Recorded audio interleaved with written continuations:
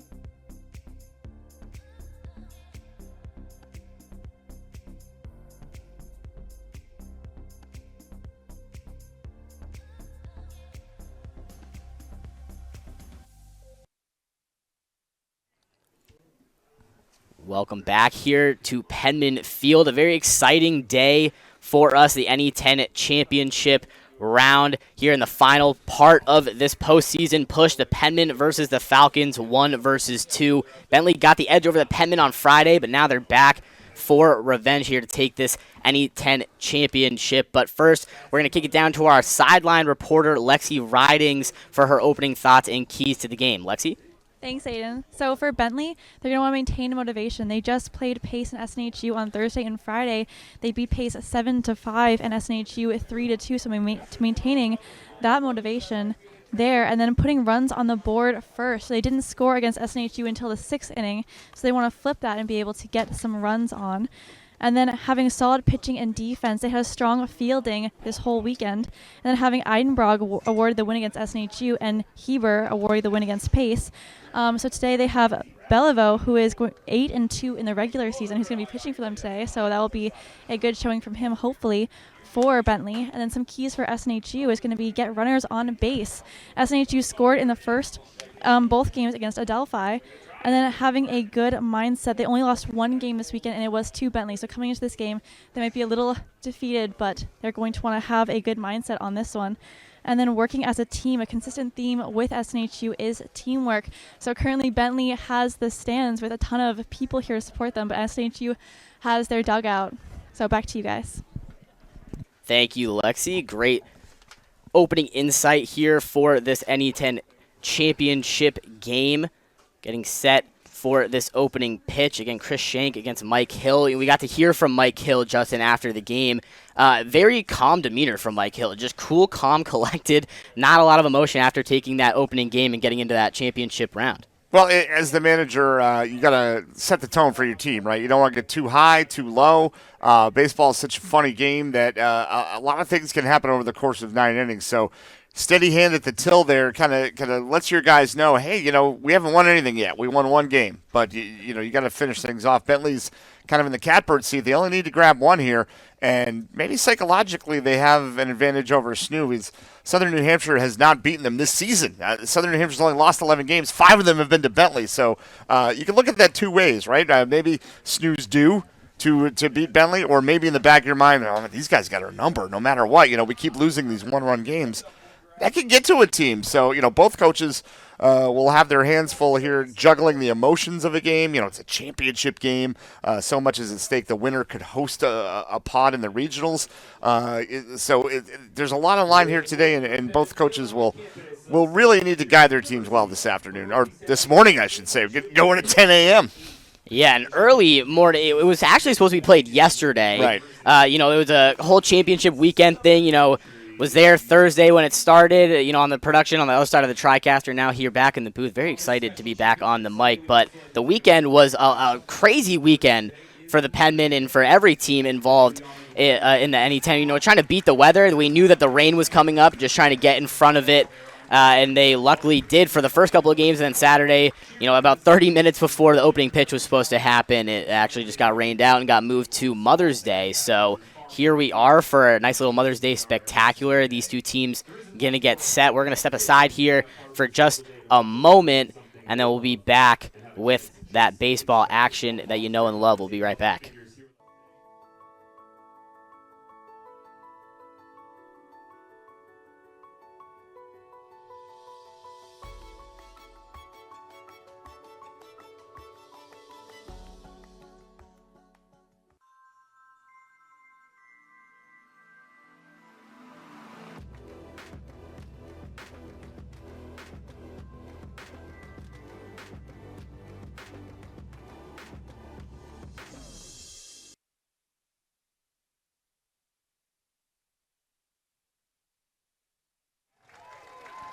So we're coming back here. You're going to hear Eric Copeland, our PA announcer, legendary PA announcer for the Penmen. Golden pipes out of Eric, huh?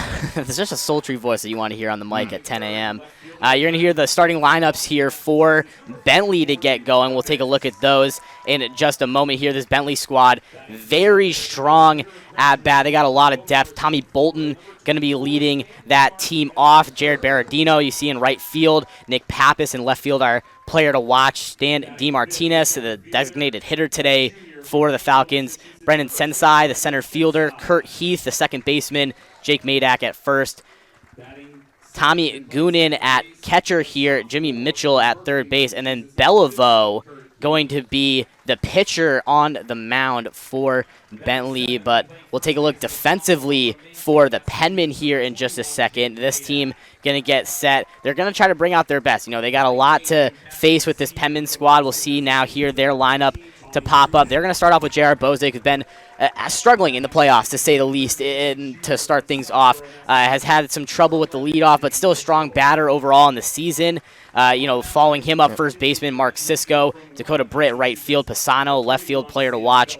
Casey Comiskey been the strong shortstop for the Penmen this season here. You see him batting .370 there on your screen. Yoel Valera at third base. Seppin still going to be the designated hitter for the Penmen. Levine at catcher. Albert at center field.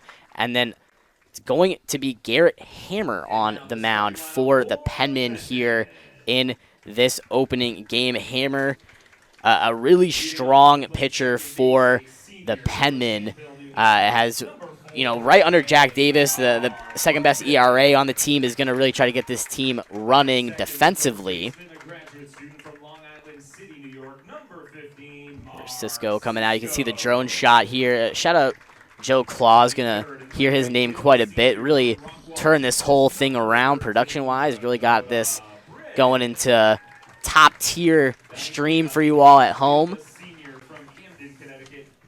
So you mentioned Hammer getting the start pitching, in an elimination game like this, it might be what they used to call Johnny Allstaff, right? Because everybody's going to be available, I imagine.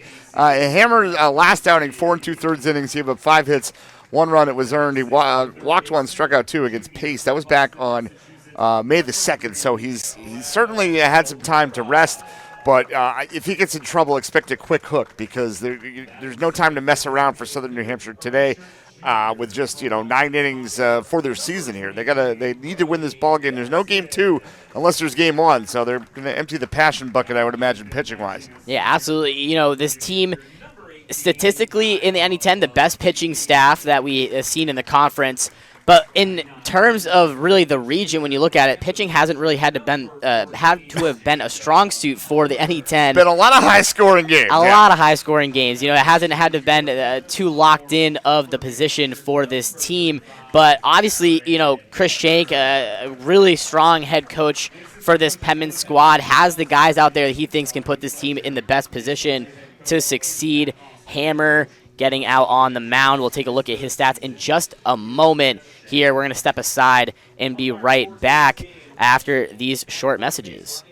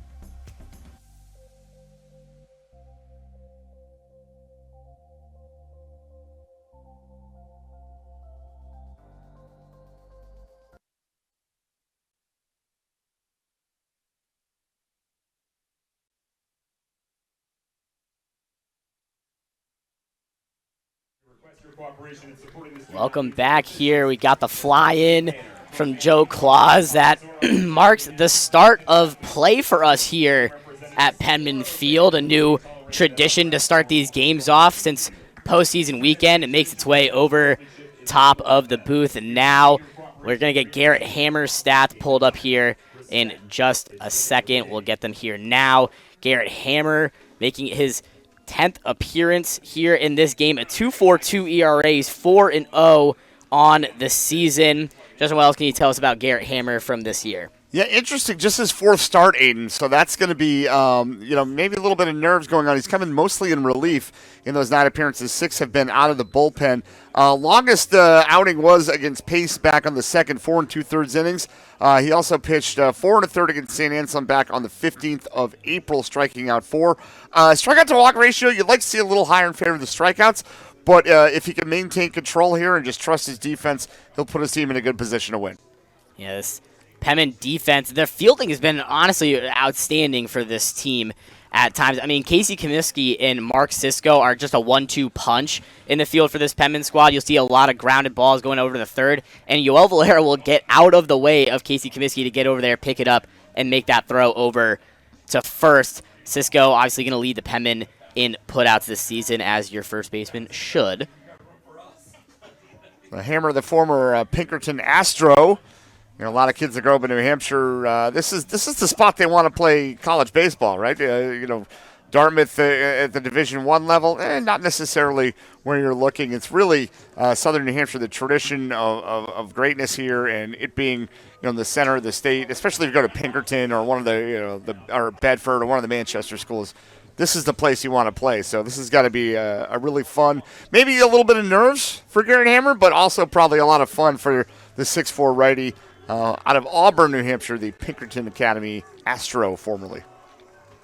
So here we go, getting ready for opening pitch. Top of the first in the NE10 championship final game here. Penman versus Bentley. Tommy Bolton going against Garrett Hammer. Let's see what we got in front of us. Umpires today, by the way. Carl Rodriguez is behind the plate. Ryan Damari has first. And Tom Ryberg is at third. I think we're going to get away with no rain today. Here's hoping. I mean, you could just jinx New England weather there. You never know. We got something already here as Carl Rodriguez, the home plate umpire, is headed out onto the field. I don't know if this is something on the left wrist of Hammer or something that might be distracting the batters. Or maybe a bracelet. Not sure what we got going. Very unusual to see. Everybody's all geared up, geeked up for the first pitch. And then, yeah, he must have something on there that Carl Rodriguez didn't like. It's his pitch comm, it seems to be. Oh, the pitch comm is not working. That must be what's going on. Okay. Got to make sure that your pitcher can hear your pitching coach. I mean, how else are we supposed to? That catcher's got to give the signs, right? Like old school, paint the fingernails so we can see it. No, we don't do that anymore, huh? No, we got that new technology here. All right, so everybody's going to get re-geeked up now, Aiden. Yeah, got to find that energy that they had just a moment ago. I'm sure Tommy Bolton can get this team going. He has the whole weekend. Let's see what he has for this first opening pitch from Hammer. That one just above the zone will be ball 1.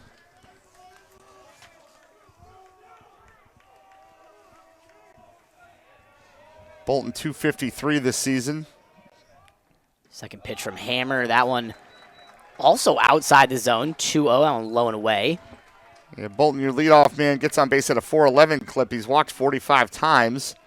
A couple of doubles, mostly a singles hitter, though. And falling behind 3-0 was not in the game plan, I think, for Garrett Hammer. So 3 straight balls for Hammer. Fielding unit lulling to sleep here. Bolton in walking position. That one finds the inside. 3-1 here for the first strike. Yeah, 3-0. No green light for Tommy Bolton, not this early in the game. Taken all the way. And that one will get the first walk of the afternoon here. Hammer sending Bolton to first base. That one looked pretty good, but didn't get the benefit of the doubt. Now Bolton 10 for 10 stolen base-wise this season. Bernardino, who digs in, does not have a sacrifice bunt this year, so probably not going to see him try to advance the runner this early. Hammer here with the runner on. A little high with a breaking ball.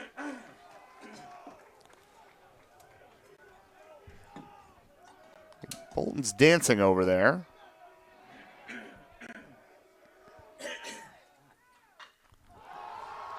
That could be trouble. That's high in the air to left. Kiss it goodbye. It's a quick 2-run home run and an early lead for Bentley, Aiden. What a start here for the at-bat. We were just talking about the energy that this team can bring. And you take a look at this sideline, and here comes the man himself across home plate, the guy that got it done. What a crush of a hit here to start the championship. 2-0 for the Falcons. A 2-run advantage here going into the next at-bat. 16th home run of the season for Bernardino. That was a no-doubter. Jake Pisano barely turned around. That was well past the 350 marker out in left center.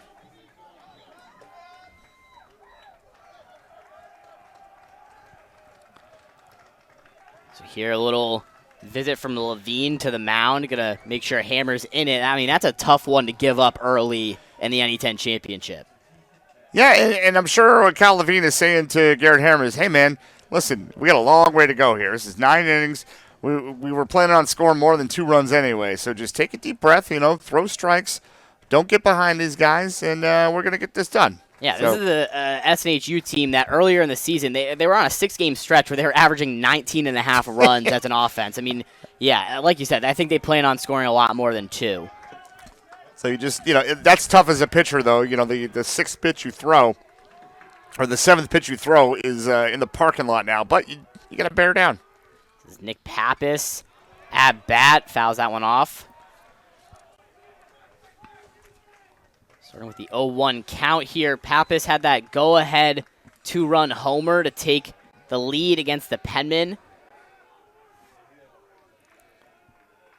That was the top of the 7th. He found that. Sneaks this one behind the back of Hammer, but here's that Comiskey to Cisco connection we talked about earlier for the first out.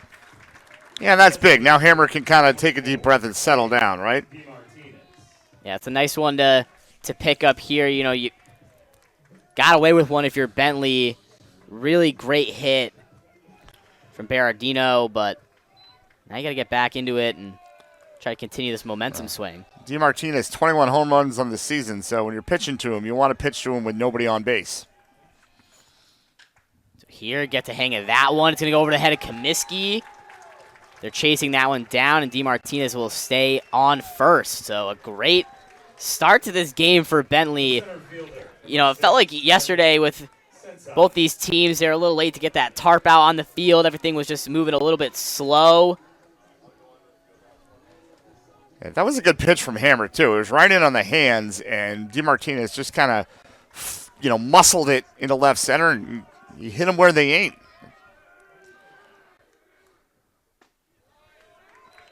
Nice breaking ball there from Hammer.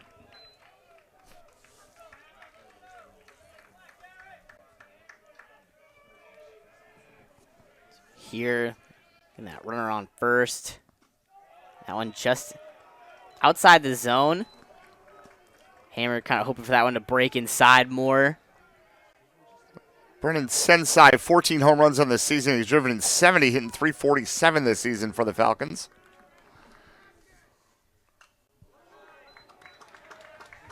Fouls that one straight back. When you foul it right back, Aiden, you're on it. You just missed it a little bit. Yeah, just got to get that timing down here for Sensai.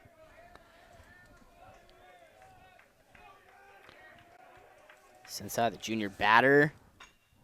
Gets that one. Is going to get past Bozic, trying to make the diving attempt. DeMartinez gets over to second, and Sensai getting himself onto first. An amazing start to the offensive push for this Falcons team. Yeah, and that's the second straight batter it's going to reach on an excuse me swing. It's unfortunate because over at second base, Bozak is shaded towards the bag. If he's playing straight away, that could be a double play, but too much ground to cover. Now first and second with one out. So you got to be thinking here for the Penmen. You got Kurt Heath on at bat. 2 runners for Garrett Hammer. You just got to try to make these plays in the field because this Falcons team, they're hitting it into space. Gets ahead, 0-1. 393 for Heath. Not a power hitter, though. Just 1 home run, 35 driven in. Does have 14 doubles this season. See this pitch from Hammer. That one outside. 1-1 the count. Heath, though, a good batting eye. He's walked 19 times. Struck out just 22 in today's game. That's an amazing ratio. He's on base at a 467 clip. Does have 9 sacrifices, and he's bunting here. That one will go down the third baseline. Runners will advance. And Yoel Valera can't make the throw over to first, so loaded bases for the Falcons. What a bunt here. Yeah, I think he's bunting to sacrifice there, even though there's one out. Or it might have been bunting for a base hit. It was placed perfectly. You know, with the rain we had, the grass might be a little bit taller, and Valera, I think, makes the right play by not throwing it. If he throws that up the line, 2 runs are going to score. But Falcons really in the catbird seat now. Now Madak, 28 RBIs on the season. Got a huge opportunity in front of him. Falcons already up 2 runs. That one low. Levine, good job to pop up with that one. And over the weekend, I think you've seen quite a few runs advance for some scoring opportunities here off wild pitches. So Levine trying to make sure that's not this time around. That one fouls off. Interestingly going with Madak. This is his 30th start in 51 games for the Falcons, but going with the hot bat here, or sometimes as a coach you got to go with your gut. Yeah, Madak, a sophomore, has been excelling in this postseason push for the Falcons here in this slot. He's ahead 2-1 now. 6'2" sophomore from Mansfield, Mass.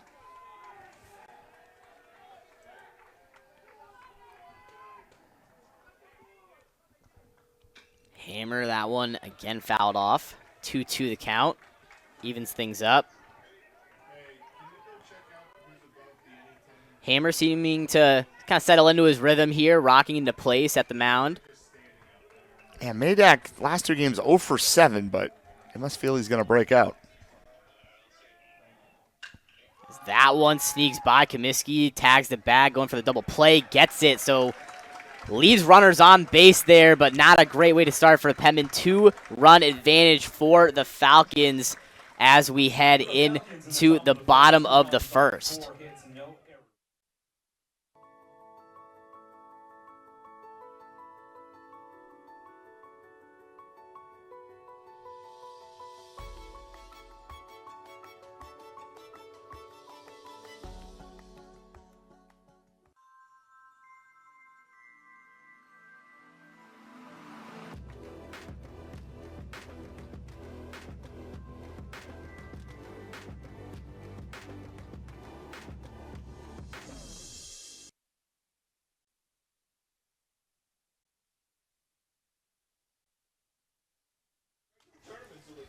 Welcome back to Penman Field here on the mound, getting ready and warming up. Sam Beliveau.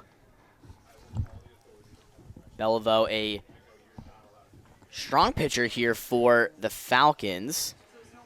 4.69 ERA, not really the numbers you want to see in that department. 8-2 on the season. What else can you tell us about Beliveau, Justin? So Belivau's last outing was on May the 2nd. Picked up the win against Adelphi. Went 6 innings pitched, gave up 2 runs, both of them earned, scattered 5 hits, struck out 5, walked just 2. Before that, though, he got shelled at St. Anselm on April the 26th, gave up 10 runs in just 3 1/3 innings. So it was a nice bounce back for the righty against Adelphi. And we'll see what he's got here today. It's he staked to a 2-run lead. That was really huge for Hammer, by the way, to get out of that with a double play. Loaded him up, had already given up a 2-run home run. Bentley really could have broke it wide open in the first, but holding them to 2 there in a bases-loaded situation, that was gigantic for the Penman. Yeah, absolutely great defensive play to start off this NE10 championship. You know, again, shaky to begin that at-bat sequence, but really cleaned up the act at the end there, and Penman get out of it with only the 2-run damage that they took. Beliveau, grad student from Rentham, Mass. See Bozic stats there as that first pitch comes through. Yeah. When you get a lead as a pitcher, throw strikes is the message, right? I mean, absolutely. I mean, the Penman can bash it, but trust your defense. 0-1 count here for Bozic. Gets under that one. Looks like it'll just be popped up for center field. That one drops into the glove there, and an easy put out to start things off. That's Brendan Sensei out there. And since I barely had to move, just got he was positioned well straight away. Maybe took a step in and just right into his glove.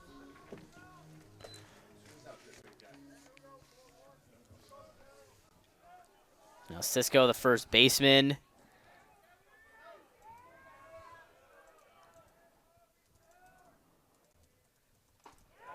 And that one through for strike one, right between the pipes.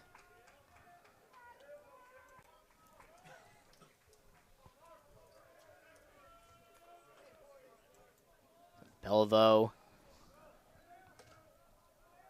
getting that first out quickly and gets Cisco to swing a second time, 0-2. That was a good pitch. I mean, that was, even if he hits it, he's going to roll it over to first for a ground ball.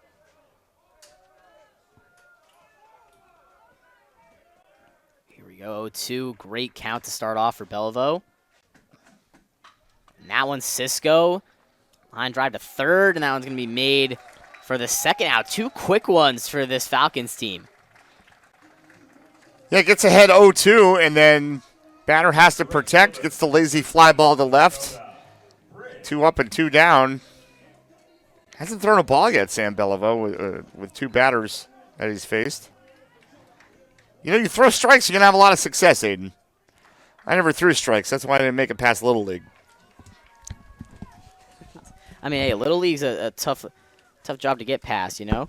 Actually, I did play men's league, but I didn't pitch there. Played third. Well, that's a strong position to be out on the field Well, with. men's league, people weren't hitting No, bombs. don't sell yourself short. I think you were playing No, against ex-MLB players. I'm selling myself exactly how I was. Belvo here, that one down the first baseline. Britt, can he get there? No, he can't. They beat him to the bag, and that's a 1-2-3 inning for the Falcons here. They're going to maintain that 2-run advantage as we jump in to the top of the second. Don't go anywhere. We're here with the NE10 Championship on Flow.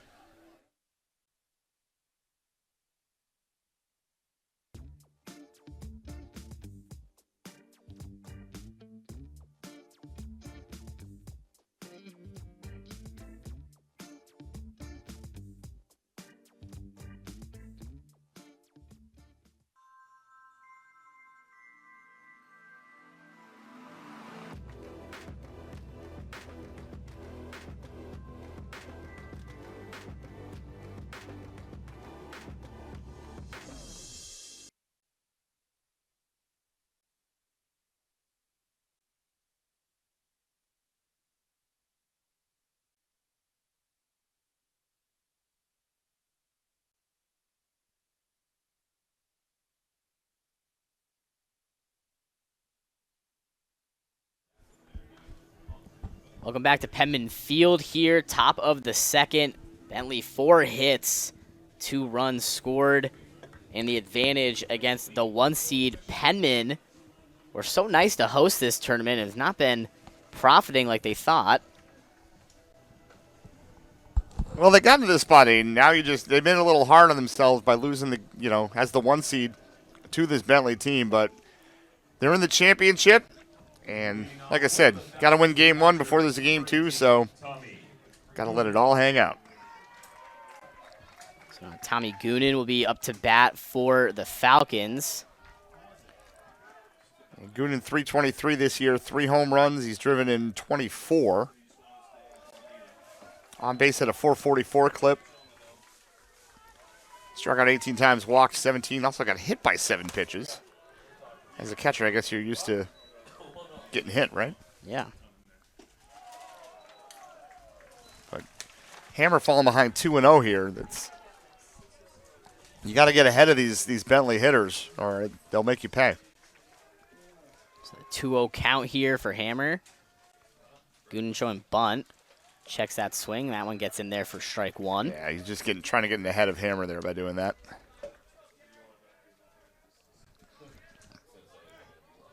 Penman dugout trying to get Hammer's mind right here. And that one Goonan connects with, but Comiskey gonna get the throw over to Cisco, and that's an easy 1 out for the Penman to start things off. Yeah, good job by Hammer. He falls behind there, but gets the ground ball. And with the number 9 hitter coming up, you want to go after him. Don't want to let the top of the order have runners on base.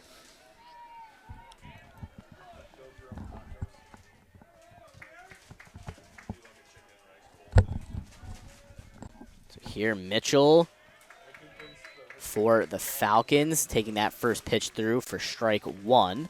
And Mitchell's a junior from Southborough, Mass. In 280 this season with 5 home runs. That one through. That's 1-1 the count.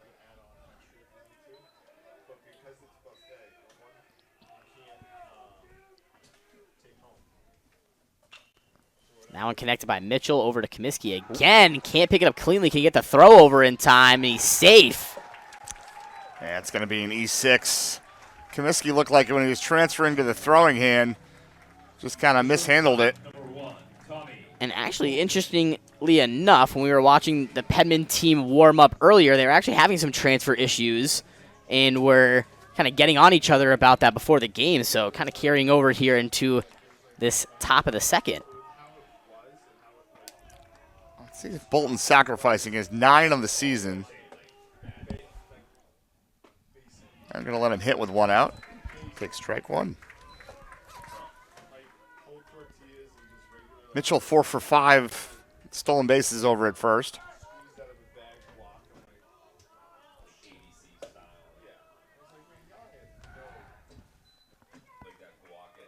Quick check over to first.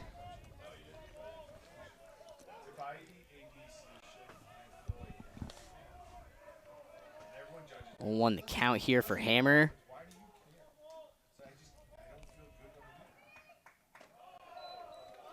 Couldn't get that breaking ball to snap. Even things up here, 1-1 the count. Whole lot of ones on the board up there. Number 1 at bat, 1 ball, 1 strike, 1 out. Building a picket fence up there, Aiden. Hammer to swing and the miss for Bolton. That one's through 1-2 on the count now. Bolton was trying to make it 4-0 with that swing. Which is interesting because he doesn't have a home run this season. But he was swinging for the downs there.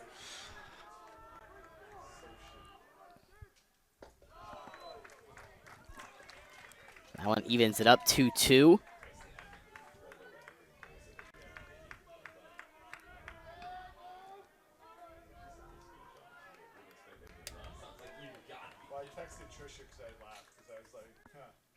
That one, contact over to Cisco. Can he get both?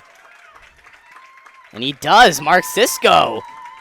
Great grab there out of the air. Gets back on the bag. Sneaks both runners out there. So that's a nice inning for the Pedman to end things off on.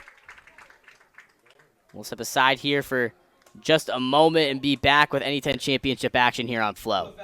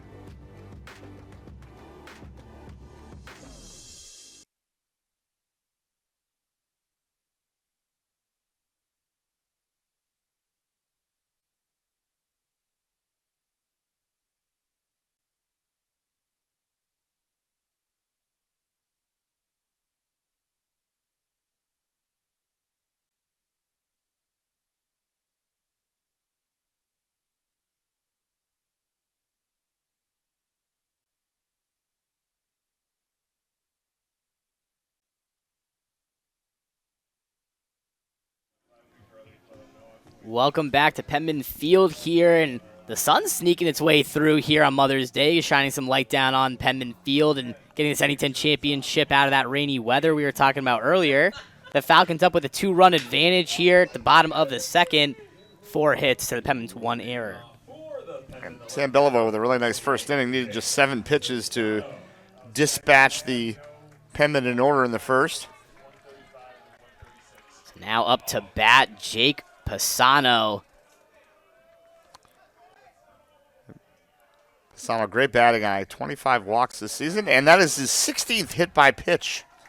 So a quick visit to the batter's box for Pisano.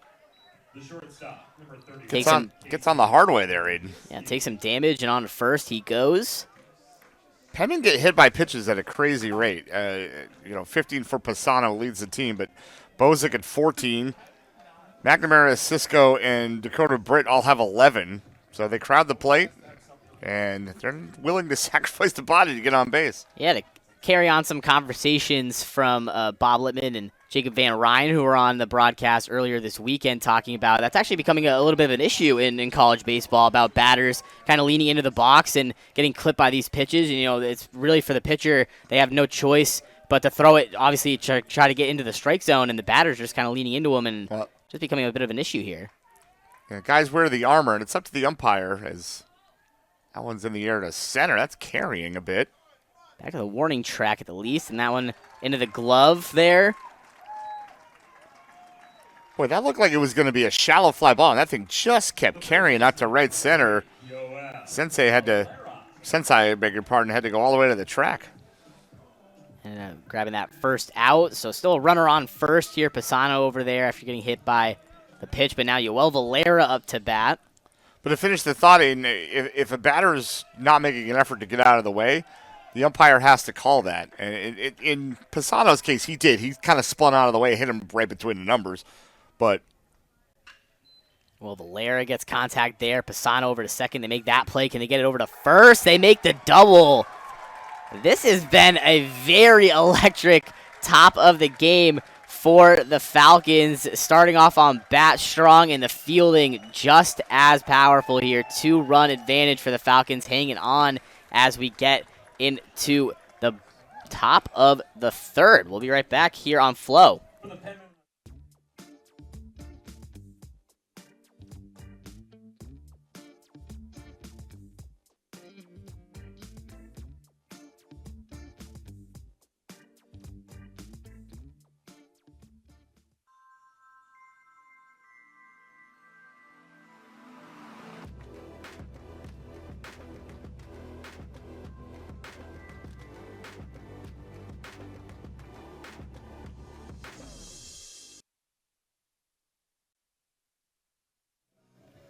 Welcome back to Penman Field here, top of the third inning. So important. We got 2 letters down there at the bottom of the graphic. 2 runs, 4 hits. The extra error for the Penman has kind of kept them out of this so far. But back to the fielding side of things here, and the Falcons going to get this thing going. But now they're into the top of the third inning. I'm going to hand it over to Justin McIsaac for the play-by-play. Thank you, Aiden. It'll be the 2-3-4 hitters for Bentley Bernardino, who walloped a home run to left that might not have landed yet. Nick Pappas and then Stan DeMartinez. As Garrett Hammer goes back to work, he's thrown 34 pitches, 20 for strikes, and has been the beneficiary of 2 double plays to end the first and the second inning. Again, Snoo's got to win this one to advance to a second game. Bentley Falcons just have to win this one, and they would be the Northeast 10 champions. Right now with a 2-zip lead. And here is the big guy, Bernardino, the right fielder. 1 for 1 on the day, got 2 RBIs. 6'1", 215-pounder out of Mansfield, Rowley, Massachusetts, as he takes ball 1. Yeah, Berardino really started things off electric for this Falcons team. Got that one to go to the back fence. Those 2 RBIs picked up. That's the advantage that they have now. 1-0. That's going to be chopped to third. Valera surrounds it and gets the out. 1 down. Good pick up and throw from third baseman Yoel Valera. Got the clean transfer this time around and got that one over to first. So here's Nick Pappas. He grounded out his first time up. Actually ended the inning with, that was the first out of the inning, I beg your pardon, a 6-3 ground out. It's an interesting route Valera took to that ball. Kind of went around it and found it, but still able to get out Berardino. So here is Pappas, and nubs that one foul, 0-1. Yeah, Pappas, an absolute firework for this Falcons squad. I mean, had a great day against the Penman the first time around, but when he got that 2-run homer, I mean, I don't think there's anybody more excited than him in the state of New Hampshire. I mean, he was jumping up and down. I mean, blood vessels popping out of his face. He was going crazy. I hope not. That would be horrifying. Counts even at 1-1. Garrett Hammer, I should say, has settled down a bit after giving up the 2-run home run. He loaded the bases, but then got out of it. Aside from the error, though, has retired everybody else he's faced.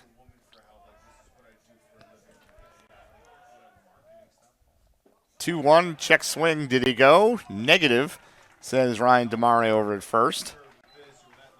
And the count is 3-1.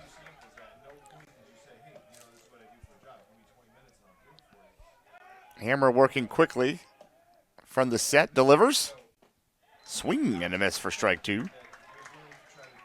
Really feel the energy from both these teams here today. You know, it's Mother's Day, and the crowd's still showing up and showing out for both sides. I mean, Bentley really travels well, and they have this whole weekend. 3-2. That is lobbed foul.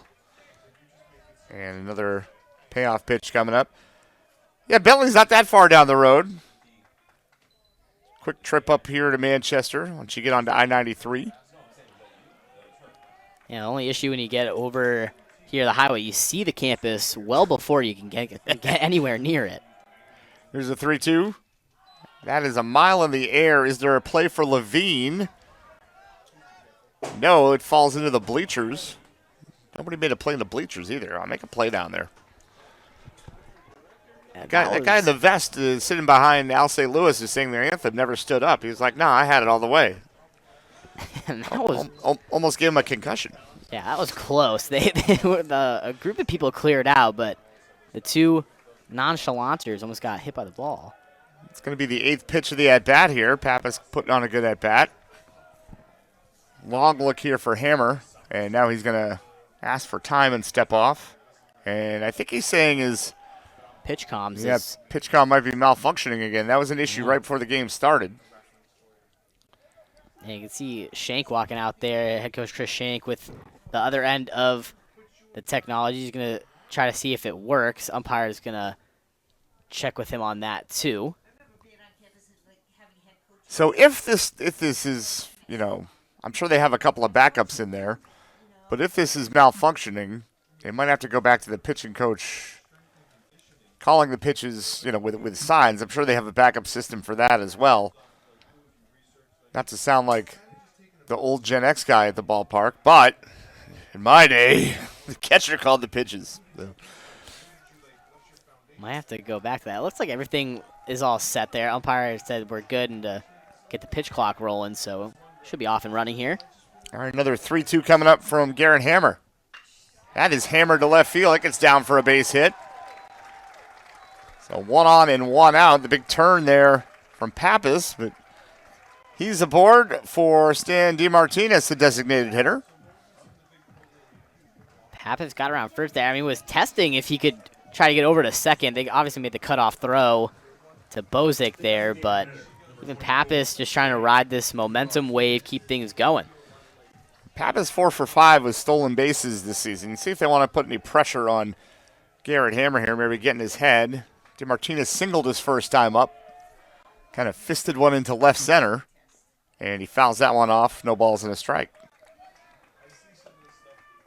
Hammer will be interesting. You know, obviously the righty pitchers, you got to make that quick turn throw over to first. We'll see if he makes any checks. Nick Pappas, not typically a stolen base guy. He's 4 for 5 on the season.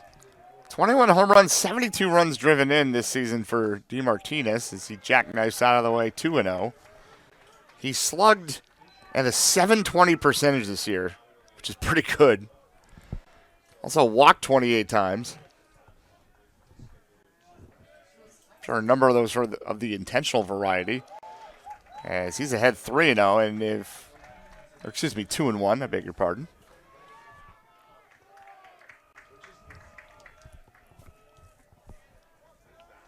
.21 home runs in 200 at-bats is pretty darn good.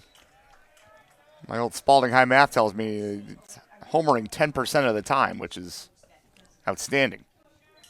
Yeah, a really I mean, you know, in the NE10, there's not a team that bats better than the Penmen than the Falcons statistically, batting 340 as a team this season. Penmen batting 328.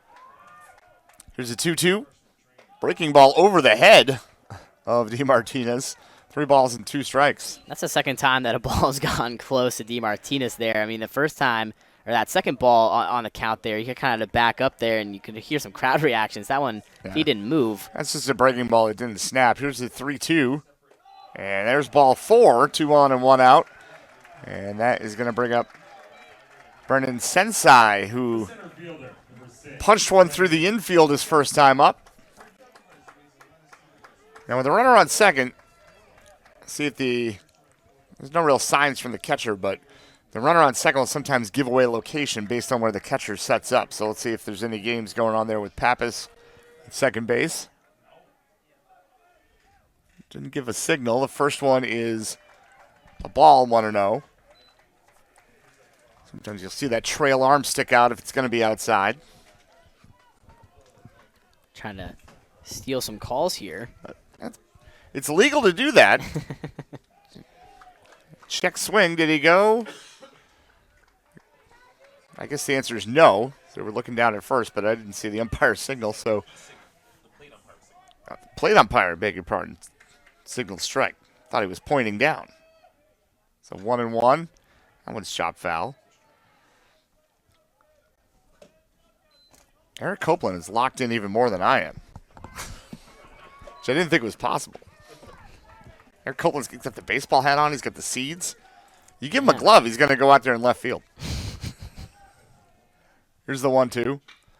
Into left field. That's going to be trouble. Cut off, though, in the gap by Pisano. 1 run's going to score, but that will be all. It's an RBI single for Sensai, and it's 3-0 Bentley.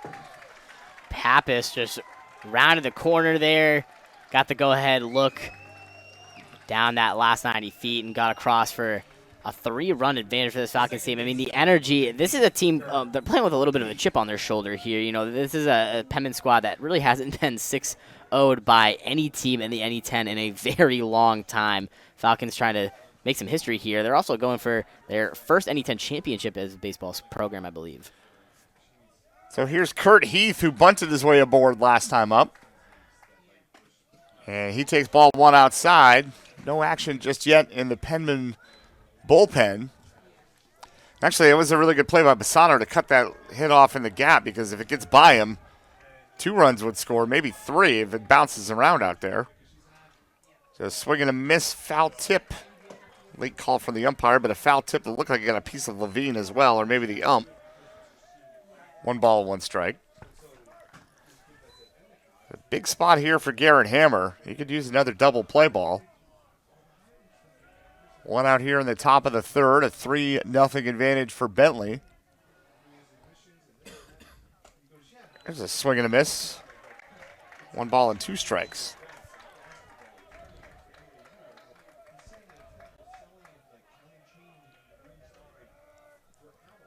DeMartinez at second. Sensai at first. And the 1-2. And foul ball. Or actually, it's strike 3 is the call. And the runners, will they advance or no, is the question. If it didn't hit anybody except for the catcher, it's a live ball. The runners would have been able to advance. I think the home plate umpire is checking to see if anybody had a view of whether or not it was a foul ball. Yeah, that's what it seemed like initially. I mean, he gave the strikeout signal there, so yeah, he's going to double down on that. The question is, why can't the runners advance there? Because the ball got away from the catcher. It looked like it hit his back foot. Looked like it hit the batter's back foot. Eric Copeland saying it looks like it hit the batter's back foot after the swing, which I guess would make it a dead ball at that point. First baseman, number 21. Because he would be out, and thus he would be out of the play. That must be what happened there. In any event, here's Jake Madak, who takes strike 1. I do want to confirm my prep call that I made there. This would be Bentley's first time winning the NE10 championship if they did take this one today. There's the 0-1. Just misses outside, ball 1. Madak grounded out to short his first time up.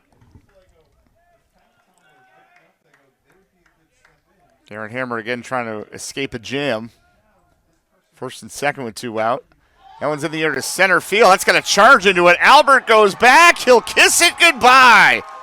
It's a 3-run home run for Jake Madak. And the Falcons with a big lead here in the top of the third. What a start for this Falcons team. And we're here, top of the third, and they're just carrying momentum, water spraying in the air over the dugout. I mean, that ball got over the fence. Albert turned around. They knew it was gone, and they got almost all the way over to home, beating the batter over there, Madak. What a play here for this team. 6-0 against the Penman. Madak had been 0 for 7 in the last 2 games, and then grounded out in his first one. And first at bat in this game. That's a way to break a mini slump. Here's Tommy Goonan, who grounded out his first time up. And he takes ball 1. So I just got the insider info here. Bentley made the championship in 86 and 87, and then that's it. Now they're back 2026 to go for it, and they have a really, really good advantage at this point of the game. 2 balls and no strikes. There is activity in the Penman bullpen. 1986, I was 8 years old watching the Boston Celtics when I think that was their 16th World Championship that year. I don't think I was a sparkle in either of my parents' eyes at that point. No, you were like -20, I think. I believe, yeah. That's probably It's nailed close. that number. Yeah, honestly, very close. Yeah, I think my dad was 16. 2 balls and a strike.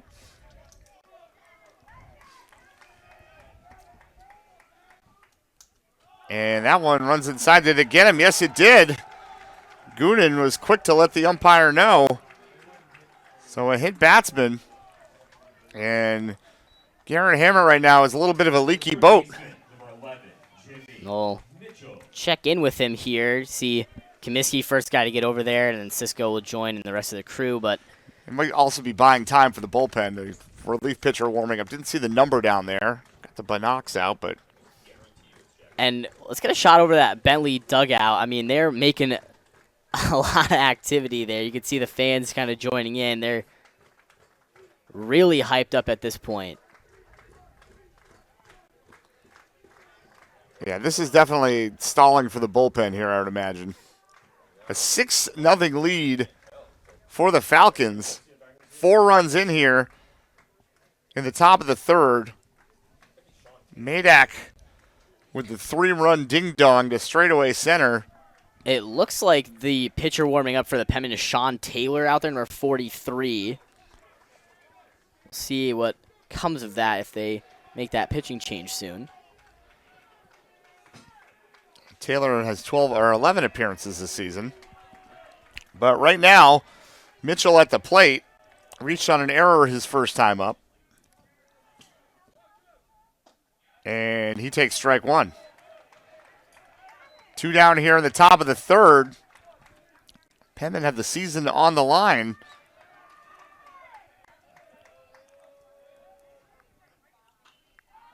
That's a mile in the air. Who's going to take charge? Valera says he has it in foul territory. He does for the out that retires the side. But not before Bentley strikes for 4. We've played 2.5 from Penman Stadium. It's the Falcons 6 to Penman nothing here on Flow Sports.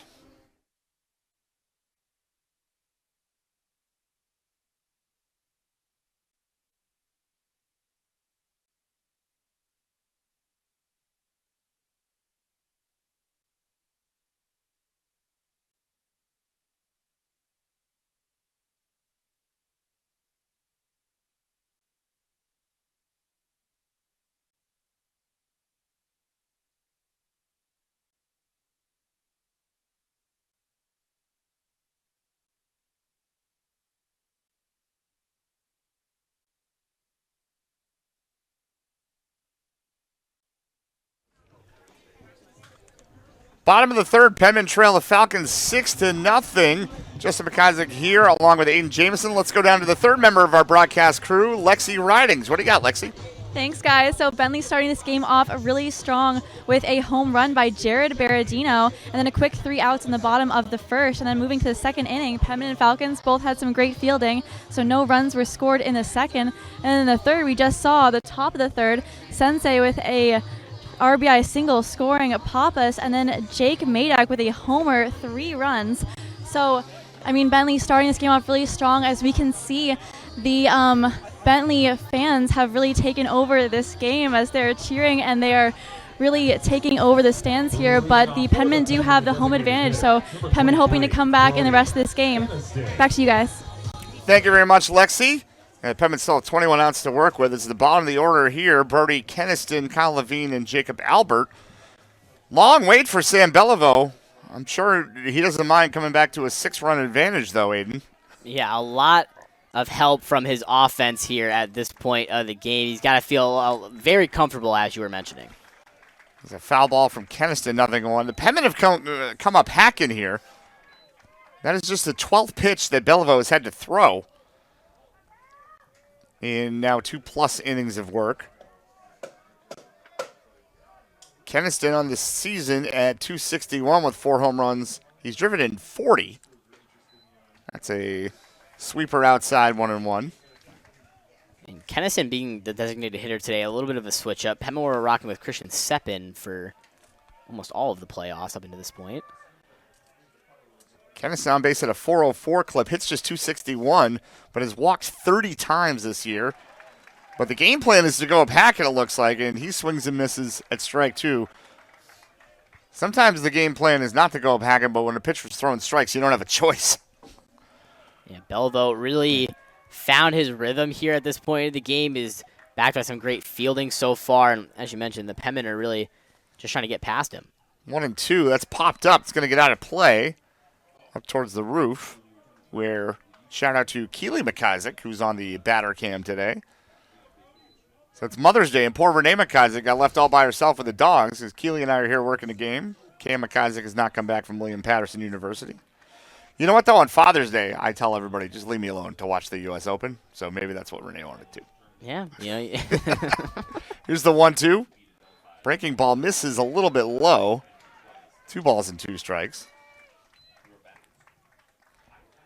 Yeah, I'm sure Renee's saying, you know what, Justin, I've heard all your jokes. We've been together for 25 years now or whatever it is.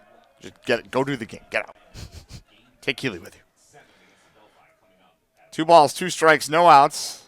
Sam Beliveau delivers in the air to right center. Sensei moves over, calls for it, and makes the catch for the first out of the inning. Falcons here taking care of business once again. This is, again, this team, very, very strong performance in this postseason for the NE10. I mean, the Penmen were the hosts, but have not been the benefactors of playing at home field. So here's Kyle Levine, 299 on the season with 6 home runs, 29 driven in. On base at a 432 clip this year for the former Bedford Bulldog. His brother is playing for the Hartford Yard Goats at last check. And did that get the elbow pad? Yes, it did. Didn't look like Levine made much of an effort to get out of the way, but again, umpires have kind of let batters get away with that. So a runner aboard for Jacob Albert. And Jacob Albert has had a fantastic run here for the Penmen as of late. Had a grand slam homer against Adelphi, has really just slotted into this batting rotation at this point of the season and showed up and shown out. Shows bunt, takes it back. Pitch is strike, 0-1. It's just his 8th start of the season for Albert. 302 with 2 home runs, the aforementioned grand slam that Aiden talked about. He's got 11 runs driven in. Sometimes you got to go with the hot bat. Albert playing center field today has shown that. That one's a line drive up the middle, a base hit. So 2 runners aboard for the Penmen. And that'll turn the order over for J.R. Bozek, who flew out to center his first time up. The second baseman, number 4, J.R. So the Penmen got to kind of chip away here, just keep the line moving. And sometimes the second time through the order, You get a little more success against the starting pitcher. Yeah, just finding your legs. It's in baseball, you got a long game to play. So it's like, hopefully you don't let up 6 runs at the beginning of the game and you can find your rhythm early. But this Falcons team has showed up to play. Bozek bluffs the bunt, takes it back for ball 1.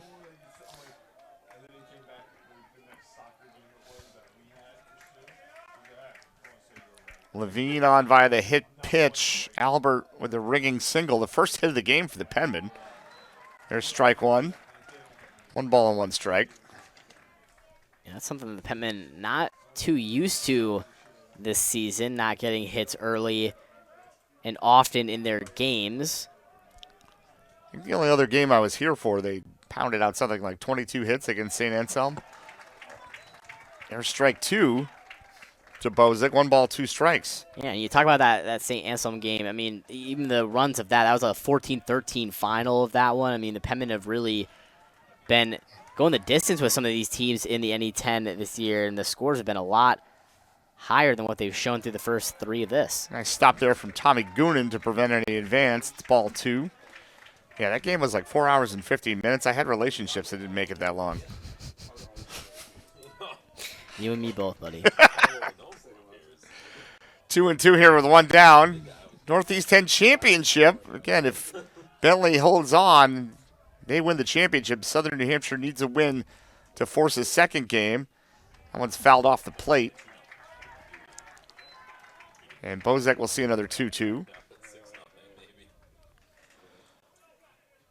Bozek, the senior from Danville, New Hampshire. Went to Phillips Exeter and then Fairleigh Dickinson before coming back home to the Granite State. He awaits another 2-2. Check swing. Did he go? Yes. Gets the bad news from Ryan Damari, the first base umpire, and there's 2 down. The first 2 outs picked up by the Falcons. A really outstanding performance for them through the first 3 innings at this point. You take a look back at the season, we talked about how 4 of the 5 matchups were decided by 1 run. The one game that wasn't decided by 1 run was a 12-3 victory in 7 innings for the Falcons. They're up 6-0 right now. So here's Mark Sisko, who flew out to left his first time up, went 2 for 4 against Adelphi with 2 runs scored. And he takes a strike. This is a important game for the Falcons. Obviously, we talked about how this would be the first NE10 championship for them, but we're talking about in the East region how stuff will shake out if they win this one, and they might jump Malloy up to 1 and then move Malloy to 2, which would move Southern New Hampshire to 3. Then Bentley would get the host of the East region, which is obviously a huge advantageous position to be in at this part of the season. Yeah, Bentley would like to have the region in Waltham, not have to make that trip down to Long Island. There's a healthy cut, but no contact for Sisko. 1 ball, 2 strikes. 2 down here in the bottom of the 3rd. Levine on second. Jacob Albert stands at first. Sam Beliveau trying to wiggle out of a jam here as Mark Sisko awaits. Here's the 1-2 pitch in the dirt, ball 2, and another good stop from Tommy Goonan.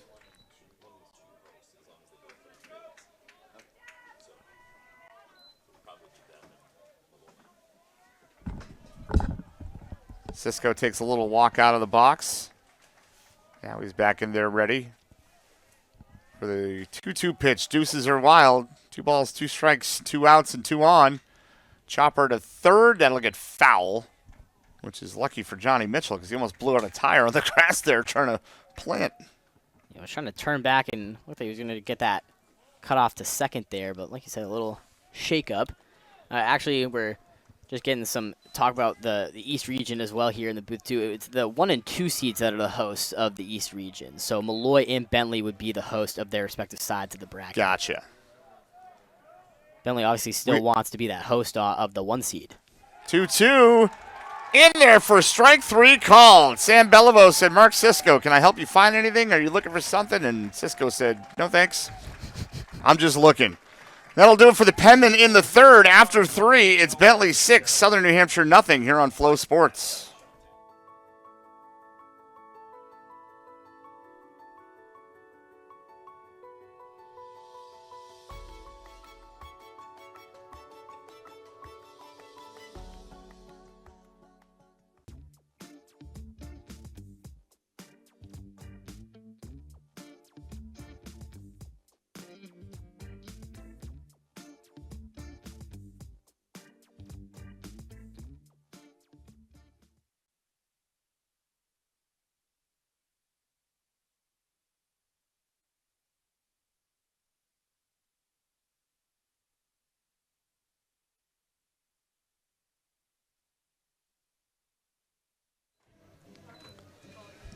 Top of the fourth, due up for the Bentley Falcons. Top of the order, Bolton, Berardino, and Pappas, and they will face a new Southern New Hampshire pitcher.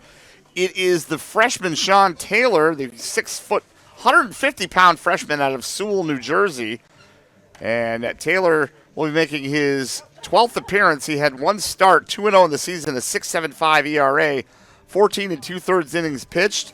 He struck out 10, walked 14, giving up 11 earned runs on the season, and 12 hits. So, big spot for Sean Taylor because he's got to keep things right where they are. 6-0 deficit for the Penmen, but they don't want to let it get any further out of hand. Yeah, absolutely. You bring in a little bit of a shakeup, hope for obviously different results than what you've had so far through the first three. But Sean Taylor, as you mentioned, just got to kind of keep things where they're at. Just keep this momentum rolling. The Penmen have got to try to turn some tables around here and get back into their prominence that they're known for in baseball. I mean, you take a look at those back banners over there, a lot of NE10 championships listed on that, as well as the regionals, super regionals, and World Series. Penmen obviously just got to get past this first game here, but regionals are going to be an important position for this team, depending on the outcome of this game. So Taylor's last appearance was on the 8th. I guess that was Friday against Delphi. Went 1 inning pitch, didn't allow any hits, didn't strike anybody out, didn't walk anybody. Took just 10 pitches to dispatch the Panthers in that inning. Before that, he went an inning against Pace, gave up 2 hits and 2 walks, but didn't allow anybody to score. That was back on May the 2nd. Yeah, so Taylor hasn't pitched more than 2 1/3 innings. So doubtful he'd be going more than that today. Probably some more. There's some stirring down there in the bullpen. And again, probably a Johnny Allstaff situation. So here's the first one, and it's inside to Bolton, who walked his first time up, lined into a double play his second time up. 1 ball and no strikes.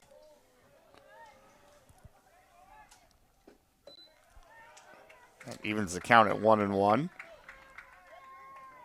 So the book is closed on Garrett Hammer. 3 innings pitched. He gave up 6 runs, all of them earned on 7 hits. Struck out just 1, walked 2. That one is in the air to right field, headed towards foul territory. Not enough room for Dakota Britt to chase it down.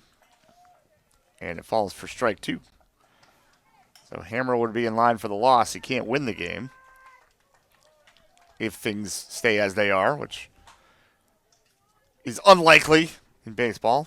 In fact, that would probably be the weirdest outcome. This game ended 6-0, right? Given the 2 offenses. Yeah, absolutely. I mean, Penman, this team, a very, very strong output on their offensive side of things. Obviously just getting slowed down by this Falcons defense. Here's Taylor with the 1-2.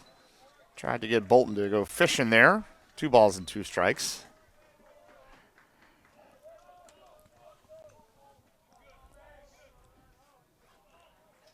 Sun shining here I think this is technically hooks it. That one is low for ball 3. Depending on where you are on campus, as you know, Aiden, as a veteran here at SNHU, now a graduate, I guess. Yeah, just joined that alumni class. You can be in Hooksett or Manchester, depending on where you are. Yeah, it's really just a line down that soccer stadium that kind of splits stuff apart. That one's out of play. Another 3-2 coming to Bolton. It's weird that the 2 colleges in Manchester both touch like 4 different towns, I think, altogether. Yeah, big campuses. Yeah. There's ball 4, second walk of the day for Bolton, and there's Jared Berardino, who smashed a home run his first time up, grounded out to third. Last time he was at the plate.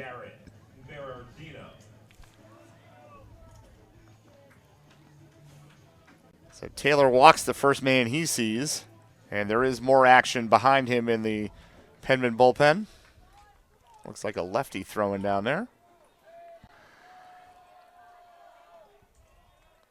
So here is Taylor with the first one to Berardino and gets the inside corner for strike 1. Penman chasing 6 here. Yeah, 7 hits for the Falcons already connecting through. Already retired 1 pitcher for the Penman as well. Slips out of the hand on a breaking ball. Good job by Levine to climb the ladder to get that one. Prevented any advance from Tommy Bolton. 1 ball, 1 strike. Yeah, Levine using all 6'3" of his frame to get up there. Yeah, if he's 6 foot, that's a pass ball or a wild pitch, I should say. We'll see what the Falcons team can do with a runner on. Breaking ball misses again. 2-1. They're going to be very careful with Berardino after that home run, but can't be too careful. Gotta mow these guys down if you're Southern New Hampshire and get the bats back out there.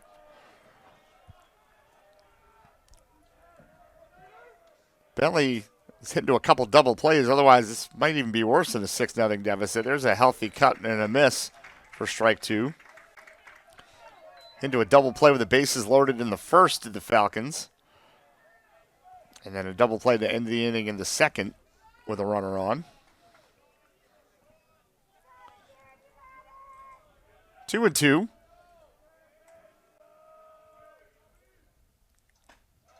Slider outside, or fastball outside, I should say. 3 balls and 2 strikes. So Taylor has gone to a full count with the first 2 batters he's faced. He lost Bolton.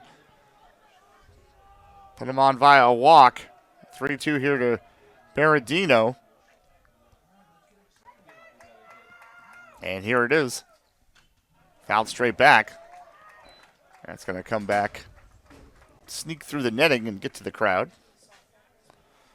Berardino here, the full count. I mean, this Falcons team, getting runners on is obviously an important part of the game for them, but they're not too active as runners as a team. 35 for 42 on the year. Compare that to the Penman. Penman 118 for 140. Here's another 3-2 coming up from Sean Taylor. Runner goes, pitches a ball. So 2 on and nobody out. Well, we could just call that the announcer's curse there, just talking about how they don't typically go for stolen bases. Bolton, probably the best guy that steals bases for the Falcons, now 11 for 11. Oh, he doesn't get the stolen base, though, because it was a walk. Yeah. He's denied, so here's Nick Denied, but Tappis. still 10 for 10 on the season. Bolton's still a great runner. And now Berardino out there. He's also 100% on his stolen base attempts this season, so 2 smart runners out there. Here's Nick Pappas, who singled and scored his last time up. Up there with 2 on and nobody out, and he takes ball 1. Taylor has thrown now 15 pitches. 9 of them have missed the strike zone. As the righty freshman takes a peek back at second. And now deals. Breaking ball misses inside, 2-0.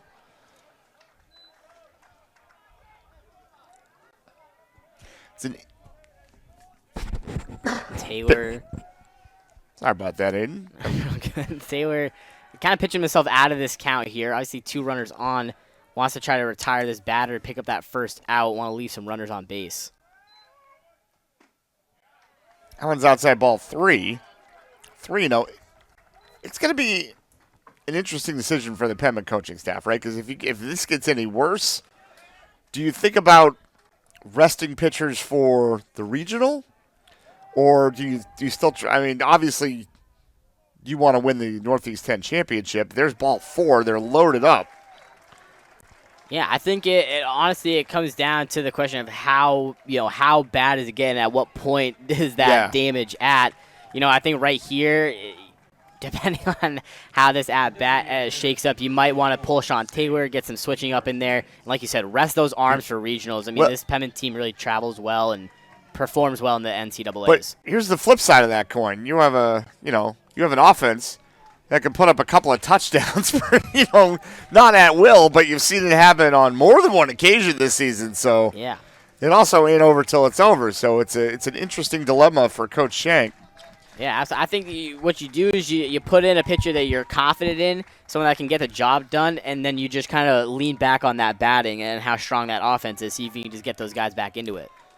So DeMartinez is 1 for 1, a single and a walk, and that one's low for a ball. Nowhere to put him here.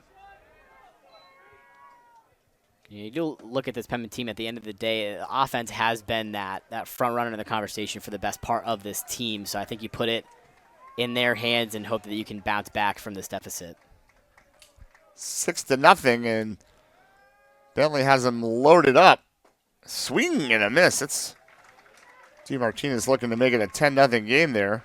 Had a green light despite the fact that Taylor had thrown 5 straight bad ones, or 6 straight bad ones, I should say. 1 ball, 1 strike.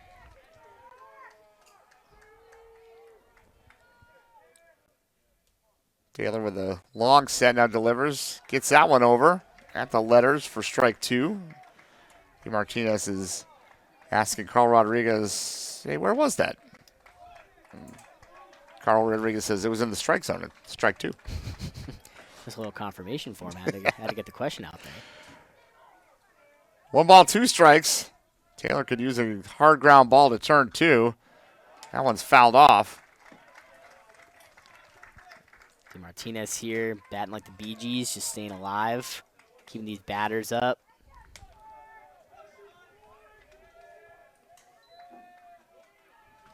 Aiden Jamison with a reference that predates him by like 30 years. Love to see it.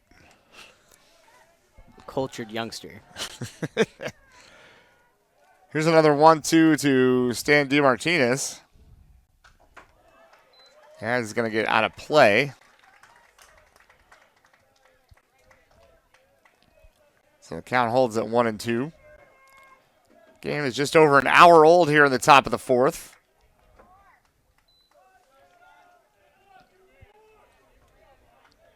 And Penman are kind of on the ropes. Falcon on every base. As Taylor looks in and delivers. Outside ball 2. Not the placement Sean Taylor is looking for at this point. Like we said, there's still no outs on the board for Taylor and 3 runners on. I mean, not a great position. He's walked him loaded here, coming in to the 4th inning in relief. See if he can get out of this jam of his own making. Here's the 2-2. Swing and a miss for strike 3. D. Martinez goes down, and there's one away for Brendan Sensai, who's been troubled today. He's 2 for 2. The center fielder, number 6, Brendan. Singled in the first, drove in a run, and then scored later on in the 3rd. His first hit was kind of a seeing eye single through the right side of the infield. The second one was hammered to left. Bases are still loaded. That's a hard ground ball to 3rd. This could be 2. There's 1 on to 1st. Double play, the 3rd Penman twin killing of the ball game. Somehow Sean Taylor wriggles out of a jam, and the side is retired. After 3.5 from Penman Stadium, it's the Falcons 6, the Penman nothing here on Flow Sports.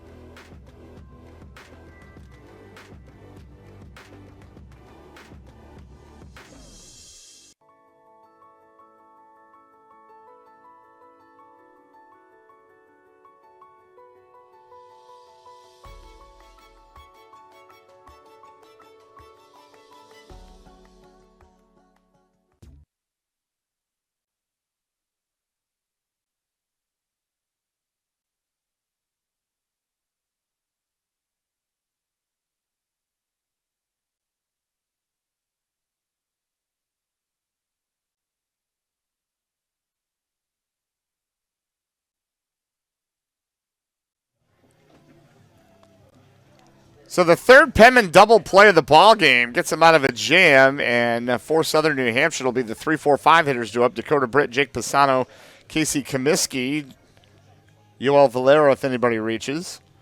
Sam Belleville will go back to work. But how about the Penman defense today? It's 6-0, yes, but it could be a lot worse. Yeah, I mean, leaving runners on there at the end of that 3rd inning and really getting themselves into end of the top of the 4th, I should say, here, and getting themselves into a great position for their offense to take the field. We mentioned time and time again how explosive this offense is, how productive they can be. I mean, you gave a great word to it. Can almost score touchdowns at will if they if they want to, but we'll see what the 400 batting average Dakota Britt can bring. Britt digs in from the left side. He's 0 for 1, grounded out to first, his first time up.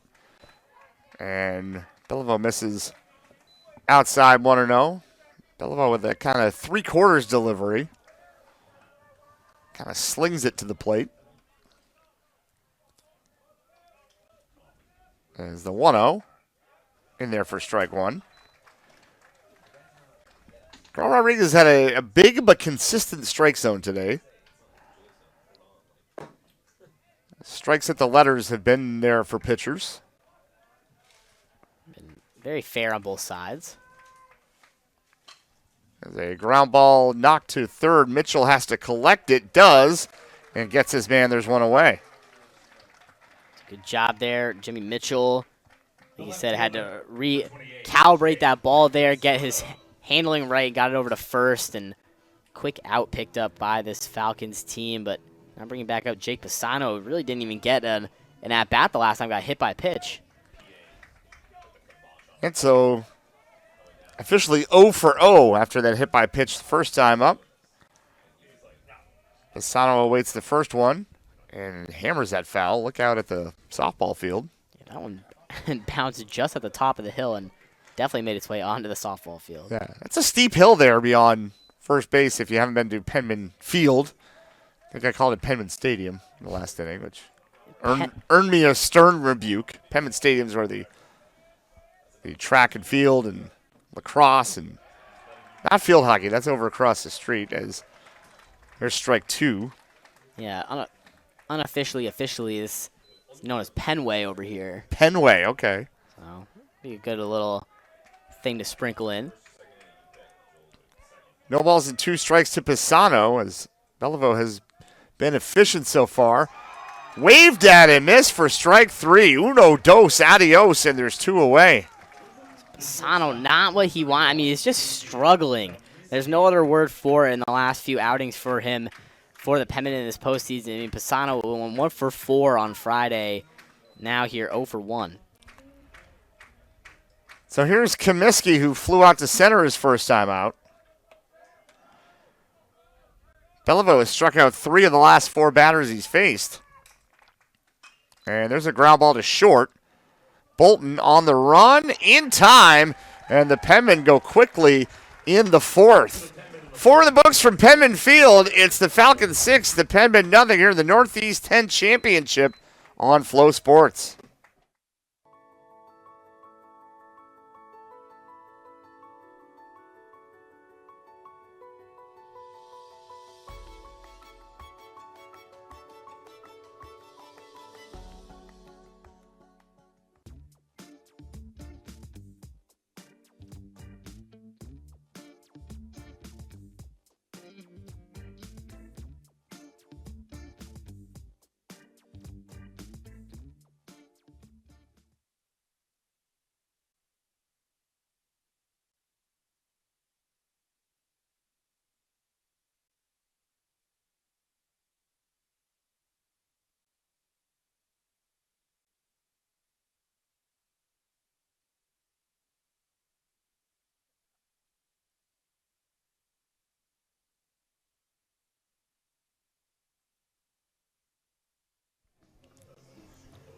We head to the top of the 5th. Bentley leading Southern New Hampshire 6-0. And back on the play-by-play for the next 2 innings, the one and only Aiden Jamison.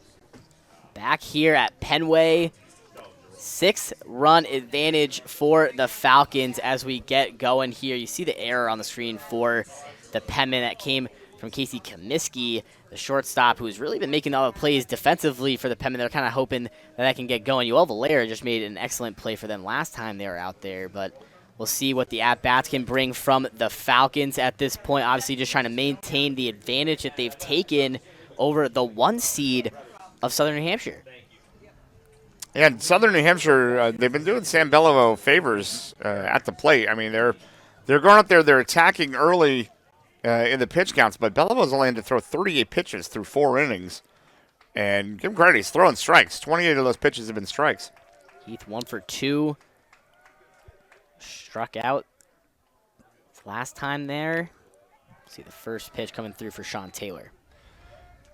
And Taylor was trapped in a prison of his own making. He walked the bases loaded, but got a strikeout and then a double play, the third Penman double play of the game to get out of a jam. We'll keep him in on the mound. So far now 28 pitches for Taylor. See what Sean Taylor can bring here for Kurt Heath. Again, this Falcons batting order has been excellent so far. We'll see. That's a 3-0 count, so 3 straight for Sean Taylor, but not the direction he wants him. Doesn't look like there's anybody throwing in the Penman bullpen. There's somebody standing up on the mound. That one fits through between. 3-1 count here, splitting the sticks. Let's see if Taylor can pitch himself back into this one. That one above the box, 4 balls there for Taylor, gets Heath on to first. Yeah, it's the 4th batter that Sean Taylor's walked.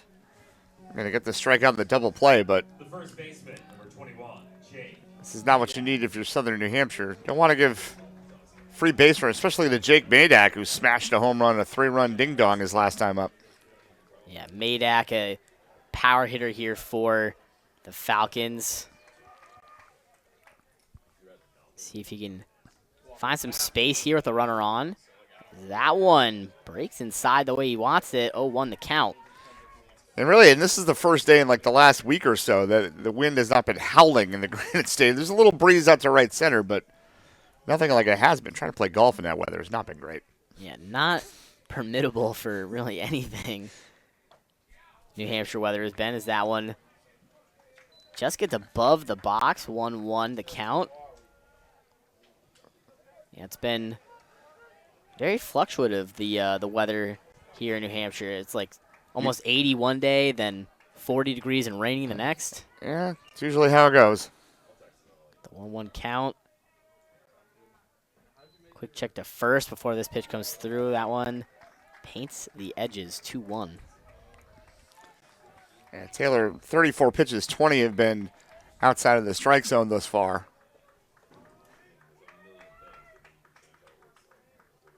Again, the eyes over to first. No outs picked up yet here for Taylor. And that one, ball 3. 3-1 here the count. Taylor not finding his rhythm. And the body language in the dugouts right now tells the story, doesn't it? Absolutely. I mean, Penman, quiet. And the throw over to first. They're trying to get that runner off. He'll get there in time. That's Heath making the step back. I think Madak can't believe that was called a strike. It looked like it was inside, but Full count for Sean Taylor here. He's pitched himself back into this one. Gives the eyes over to first. Taylor's been high and away with these. That one outside and close to the batter, and that'll be a walk for Taylor once again. The catcher, number 18. yeah, some days you just don't have it, right? He's walked 5 batters of the 7 he's faced. Here, Goonan getting into the batter's box. Did you just do the 6-7 things? I said 5 of 7. No, I didn't. Yeah, you did. No, I didn't. Don't lie to the people. You went. No, I didn't. You did the thing with There's your no hands. camera on us. It's your word Yeah. over mine. There's no. Yeah, I did not do Listen. that. We got to run on first. We got stuff to take care of. Stop here, Josh. gaslighting No, the we got audience. no, there's no. No. Goonan with the bunt shows it goes down third baseline. You'll have Valera is going to make that throw over to first. Picks up the first out of the inning for the Penmen. 2 runners on, second and third here. Heath on third, Madak on second. Yeah, good job with the sacrifice there. And you might be thinking, well, it's 6-0. What are you sacrificing for? You know, if you haven't watched these teams a lot this season. Well, it's because the Penmen can score 15 runs like they're falling out of bed. So getting 2 runners into scoring position. Goonan gives himself up, gets a nice hand from the dugout. Here stepping up to the plate. Jimmy Mitchell back to it. It's Goonan's 8th sacrifice bunt of the season. So knows how to handle the bat. Although, the other side of that is, if a guy's walked almost every batter he's faced, why are you going to sacrifice? Maybe get yourself on base anyway. But, you know, if you got a guy that can bunt that well, you take the sure advancement of the runners, I guess. Here, the pitch goes through. Those 2 runners on. This one popped up and back. That'll be a foul ball here. And, you know, you talked about how accumulative this offense can be with their run scoring. I mean, you even just look, not even a month ago, or just about actually a month ago now at this point, the Penmen were averaging about 20 runs against Franklin Pierce in that series. So, like you said, they can really throw up the numbers. Yeah, it was an insane run. And it's not like the ball flies out of here in April when it's like 45 degrees either. It's been an explosive Penman offense. Another foul ball there. Brings up 1-2 on the count. Yeah, the Penman team, we talk about excitement, we talk about a team being fun to watch. I mean, they're the definition of that. They just really produce some exciting plays, especially with the order that they have, just really strong hitters across the board. Now defensively, they got to bring that same excitement here. 1-2 the count with 1 out. I think this is the first hitter that Taylor's been ahead of since he's come in. Pitch goes through, and he'll even that count up. Yeah, the more I think about it, sometimes when a pitcher's struggling, if you just give him an out with a sacrifice bunt, you can get yourself back on track. I'm not sure I would have just given him an out like that. I've changed my mind 6 times in the course of 90 seconds here. See if Sean Taylor can ride that Nope. given out. We'll throw it off that back shoulder of Jimmy Mitchell, so right back to loaded bases.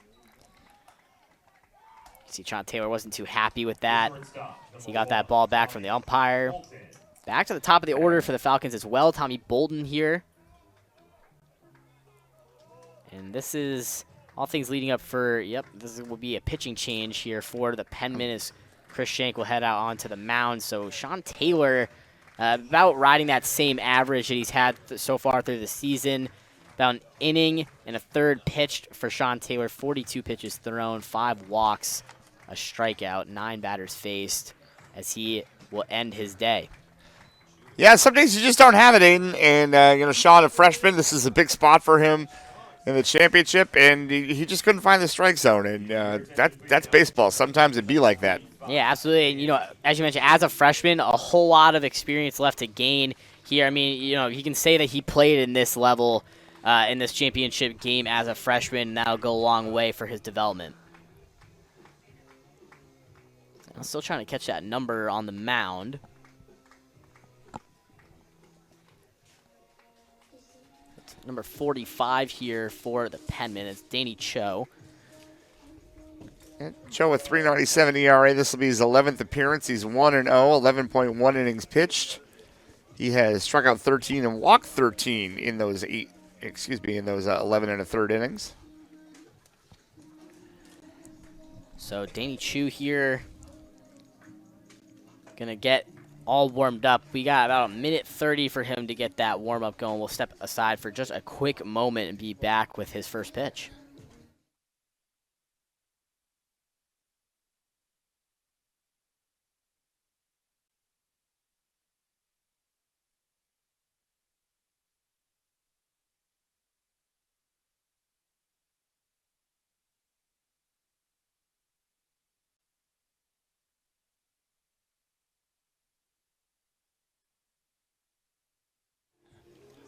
Back here, you see the stats on the side of your screen. Danny Chu, right-handed pitcher.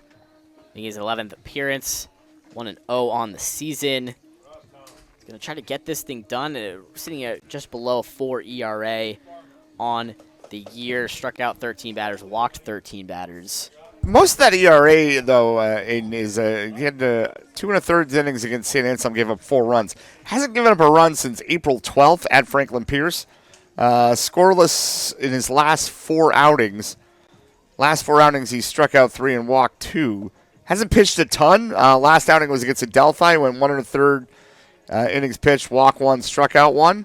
But he's been effective the last 3-4 times he's been out there. So sometimes with a relief pitcher, you don't get a lot of innings pitched. You have one back outing, and the ERA looks a lot worse than it is. Yeah, I mean, I think you here gonna just try to keep. I mean, we said the same thing when Sean Taylor came out to the mound. I think we'll say the same thing if the Penmen bring out another pitcher. You're really just trying to keep the game where it's at right here, not let up any more damage. Obviously, think you not walking into a great position at all. He's stepping into a bear trap right now. Loaded bases. Tommy Bolton, the leadoff man up front. Not a great position to be in, but let's see what he's got with his opening pitch. That one fouled off by Bolton. Yeah, Bolton trying to ambush a first pitch fastball there because when you come out of the bullpen and the bases are loaded, what do you think the message was? Throw a strike because you got nowhere to put Tommy Bolton.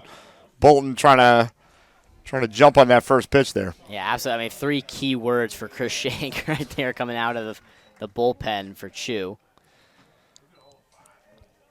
Yeah, Falcons on there. Any more Falcons out there? We'd have to build an aviary, Aiden Jamison. Yeah. That's you know what an aviary is, right? Of You're course. a college graduate. Yes. But, for the people at home that may not know what an aviary is, Bolton going to go into the right field. Britt, that one gets under it.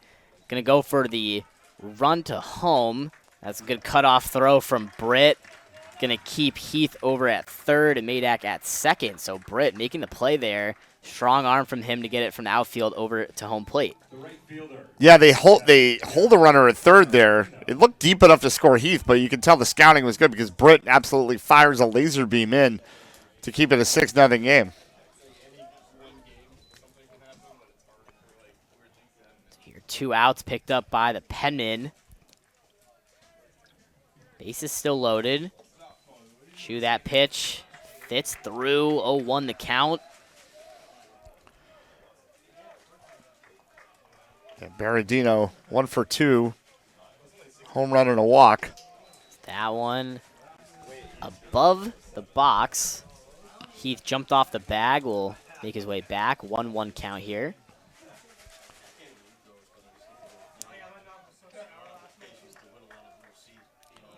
Chew, the junior from Boca Raton, Florida. Pitch here, that one right to Bozick. Makes the grab, and that'll get the Penmen out of the top of the inning. So no damage let up by Chu. Really great job to come out of the bullpen in that situation and take care of business. As we head into the in-between here, still 6-0 Falcons on Flow College.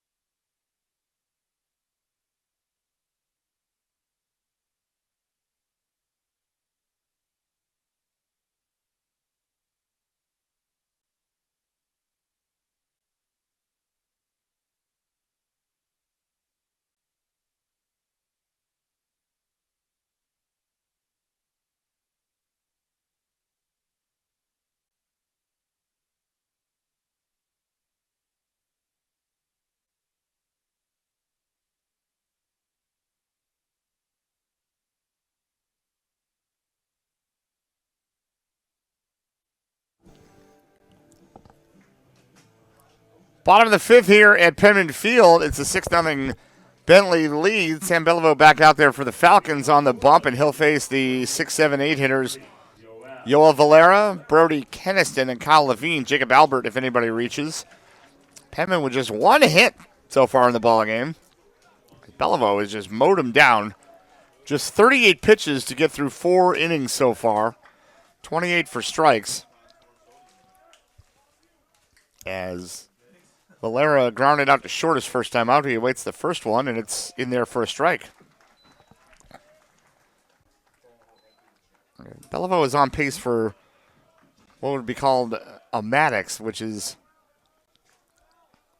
an under 95 pitch shutout. I think I have that right. I'm going to look it up. There's a check swing. Boy, the pitch is low for a ball. 3 double plays here in the ballgame for the Penmen have kept it from being worse than a 6-0 deficit.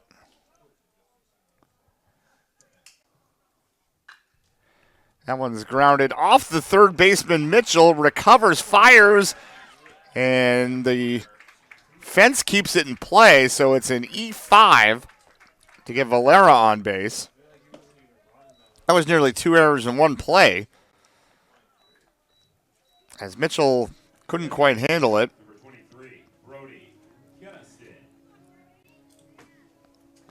Be the first error of the ball game for Bentley. And here is Brody Keniston, who flew out to right center his first time up. Going to make the hot tag back to Aiden Jamison in a second as Valera on via an error, and Keniston digs in 0 for 1. Hot tag back to you, Aiden. So here we go, the 1-0 count. Thank you, Just, for taking over there for that quick second. Got Yoel Valera over on first. Keniston up to bat. That one breaks inside for strike 1.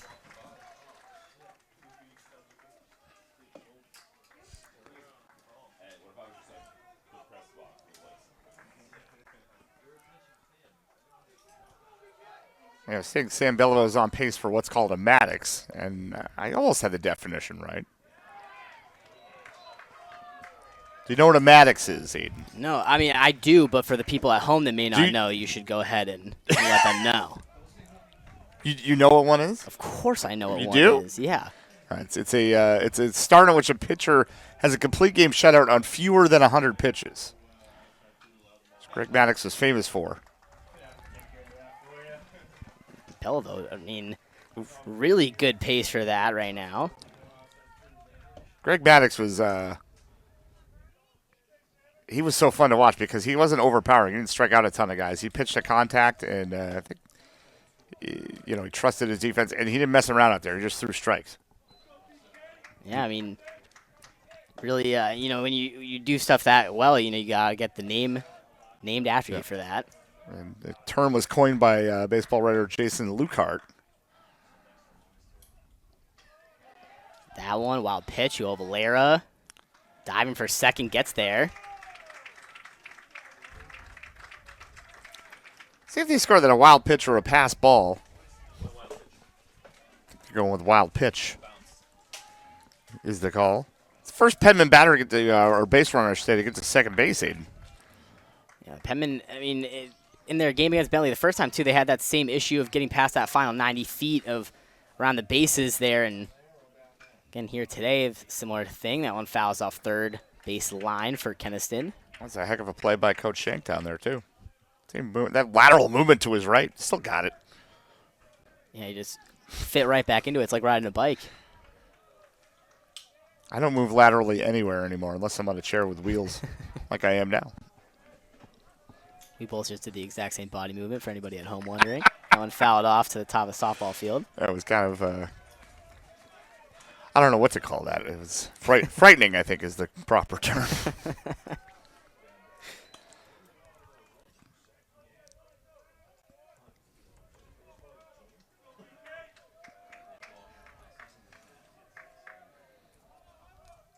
Full count here as that one will walk. Keniston was low and away.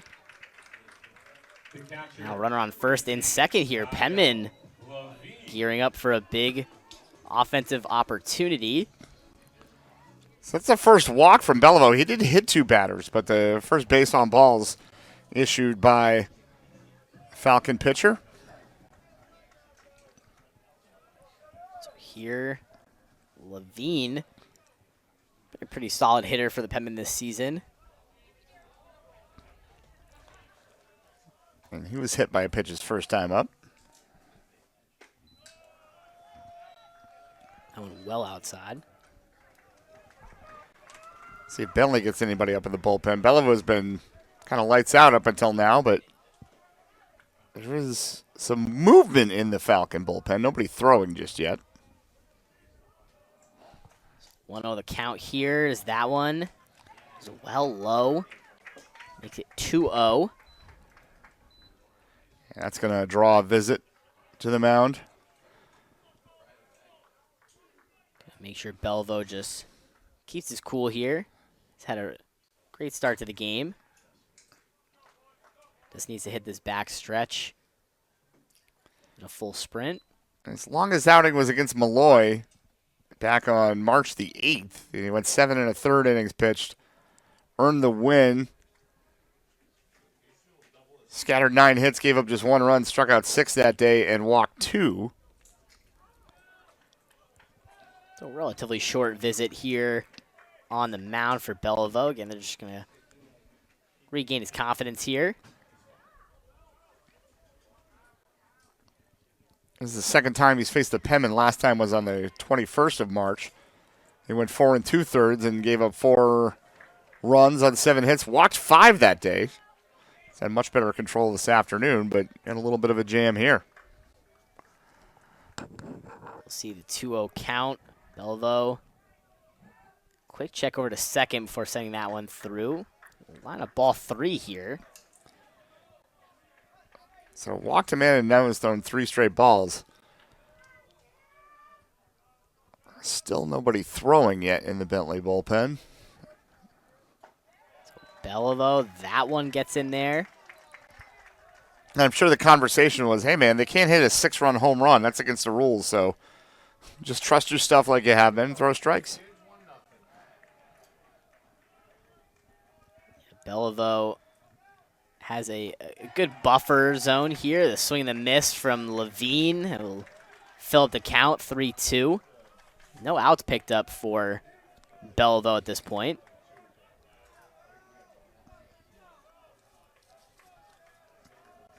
Bottom of the 5th, Bellevaux. Eyes to second. This one comes across the plate, and that'll walk Levine. So Penman, loaded bases situation. And Jacob Albert, I mean, can history repeat itself a little bit here, Justin? I mean, the last time we thought Jacob Albert with loaded bases, some magic happened. Yeah, Bellevaux's gotten himself into trouble here and nobody out. Albert, as you said, a grand slam earlier in this tournament. He singled. Still has the only Penman hit of the ball game.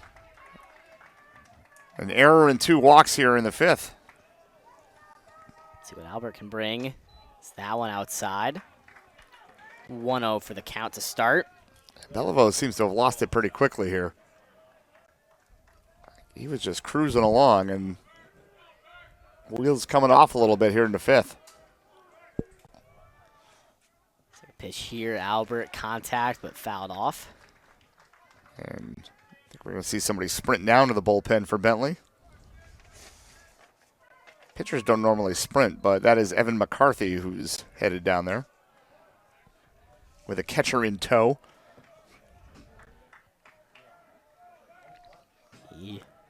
1-1 on the count here for Bellevaux. Albert, that one fouled back just above our heads. Hope that didn't get Keely McIsaac up there. It's about where she is. Well, I think that went just about outside. Camera people should be good. They got a nice little fence surrounding them up there. My baby girl up there. Gotta make sure she's all right. Loaded bases for Albert. 1-2 the count for Bellevaux. And boy, did he want that one. that one just didn't break the way he was looking. Boy, that had some late outside movement. Almost a 2-seamer, it looked like. 2-2 is the count. Tommy Goonan held that for an extra beat. That's the silent protest of the umpire. There's a lot of this pitch count here. Albert going right to third. There's going to be left field here, and the runner for Valera is trying to come home, and he gets there. So still runners on, and a run across the plate for the Penman. Yoel Valera will jump into the scoring sheet here. 6-1 now for the Penman. Yeah, but you know what? Bentley will take that. They will trade an out for a run in that situation with the bases loaded. A sac fly to left. And, you know, maybe Bellevaux get back on track here after getting that first out. Here, back to the top of the order, J.R. Bozick. Oh, that was a filthy curveball. That was nasty. Now I got right in for strike 1. Looked like it was headed at Bozick's head and then just Fell off the table. And that first out picked up by Bellevaux.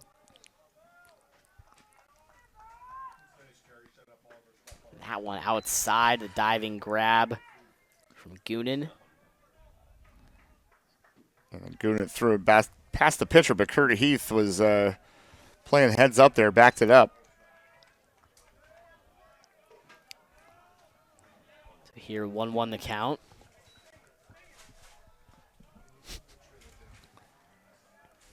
Getting a quick check over to second. Chris Shank trying to make that play. Bozak just fouled that off. I think that was in his eyes. I don't know. If he doesn't foul it off, I think it hits him. Just caught enough of that ball to avoid some damage. Bellevaux could use a hard ground ball to shorter second here. Get a double play, get out of the inning. See what he can bring. The double take over to second. Is that one away? Wild pitch. We'll see the runners advance. That takes the double play off the table now. Leaves JR in a really good position here as a leadoff.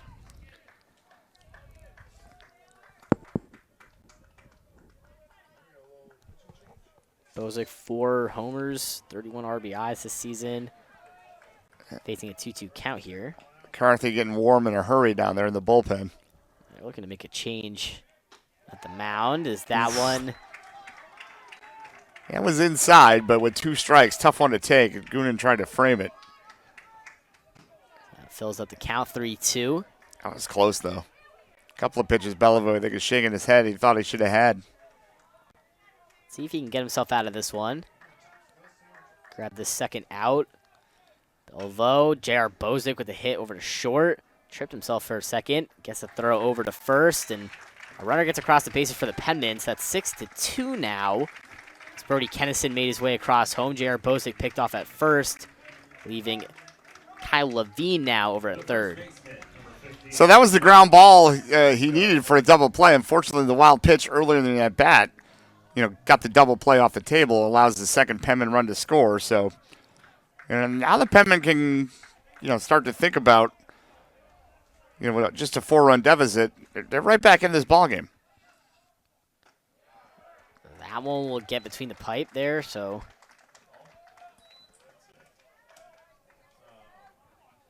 Oh, 1 the count.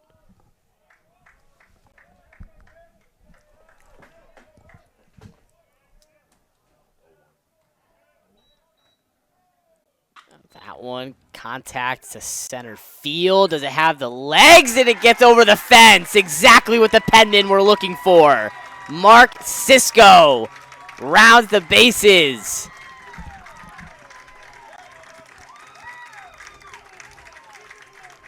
Just keep this momentum rolling if you're Southern New Hampshire. And yam time at the dugout for Cisco. 2 outs for Bellevaux, but danger time as the Penmen jump back within 2 runs. Yeah, you put enough base runners on, eventually bad things are going to happen. And that's exactly what happened to Sam Bellevaux. Mark Cisco delivering there, and Tommy Goonan had some words, I think, for Cisco as he crossed the plate. There looked like there was some unpleasantness there. And Dakota Britt, that one not cleanly picked up by third, but he still gets it over to pick off Britt at first, and that will get the Falcons out of the inning, but not without damage taken. It's 6-4, still in favor of Bentley, but the Penmen creeping their way back into this game. We'll step aside and be right back here on Flow.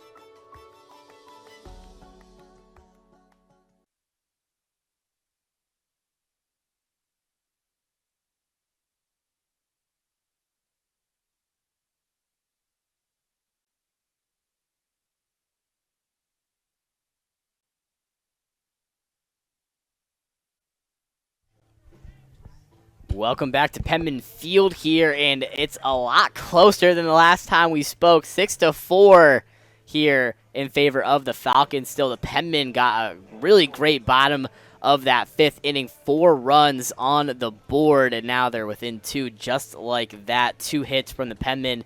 Still have that error on the board looming over them, but they've really brought themselves back into this game, Justin. Yeah, for the first time this afternoon, Sam Bilva had trouble finding the strike zone, and the Penman made him pay. Actually could have been a little bit worse for Bentley. Some timely outs. But the wild pitch was really the big one because a couple of pitches later, moved runners to second and third. What would have been a double play ball ended up just being a ground out, and then the home run ensued. So still a 2-run lead for Bentley, but as you said, Big Mo is now sitting on the Penman bench. And what they need right now is a 1-2-3 inning, which hasn't happened today on the defensive side for the Penman. And Nick Pappas being the leadoff for the Falcons at this point of the game. We'll see if they can try to get that 1-2-3 we were talking about. Like you said, it's been tough against this team. Bentley squad, the best batting team in the NE10 this season. See if they can continue their streak. They had a really, really good start to the game. 2 runs put up at the top of the first and 4 at the top of the third, but since then have been quiet offensively. Pappas walked and scored his last time up. He also has a single. That one inside. There's 0-2 the count here. Great way to start the inning for Danny Chu. Well, Danny Chu came in, put out the fire in the last inning with the bases loaded. He's coming in and throws strikes. So now that one will go low, 1-2.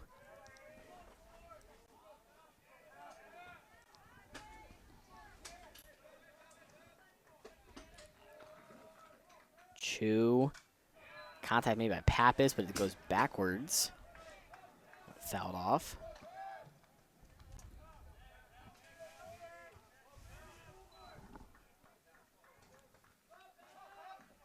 We'll see.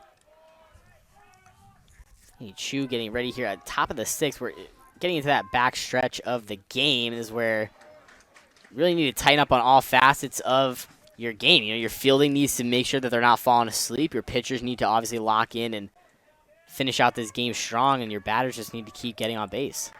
Yeah, it's been an interesting game because Bentley at times looked like they were going to bust it wide open. They've put 6 on the board, but they've also left 8 men on base, and then a couple more were erased via double play. Pappas, that one just outside of play. He's fouled off the last 3. He's put on a nice battle here. But, if you're going to bury Southern New Hampshire, you better make sure they're dead. And that's, Bentley has kind of let them do the Undertaker sit-up for you WWE fans and come back to life here in this one. Choose pitch. That one outside the frame. 2-2.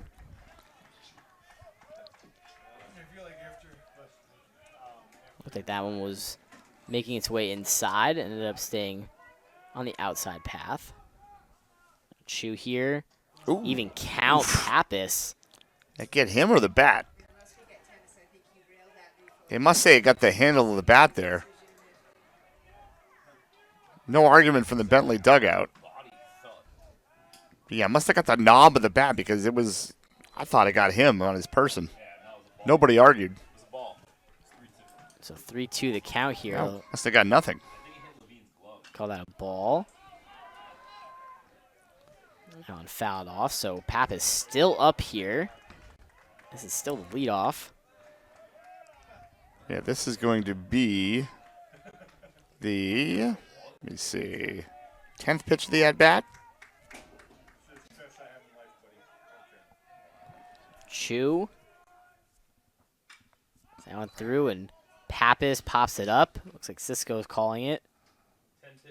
And he gets under that one. And as Justin mentioned, that was a 10-pitch at-bat for Pappas, and it ends with a can of corn for the Penman for out number 1. Yeah, good job, I should say, by Chu to win that battle. I mean, the longer an at-bat goes, the more likely it is the pitcher will make a mistake. But Chu hung tough there, stuck with it, and got the out.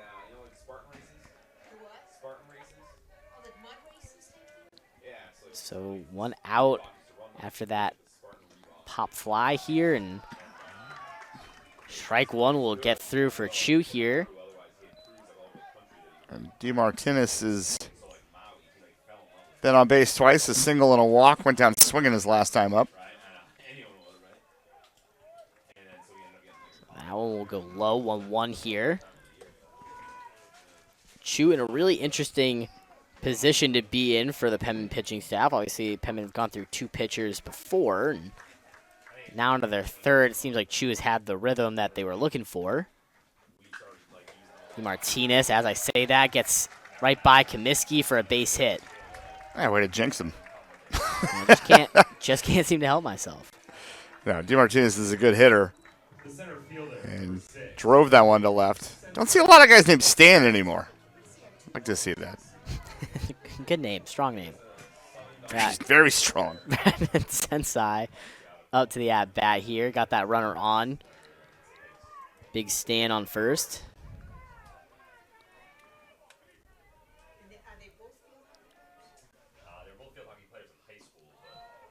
That one will find itself outside. 1-0 on the count for Chu. And Sensei 2 for 3. A couple of singles. Grounded out his last time up. Drove in a run as well and scored. Player of the Year back in 2025.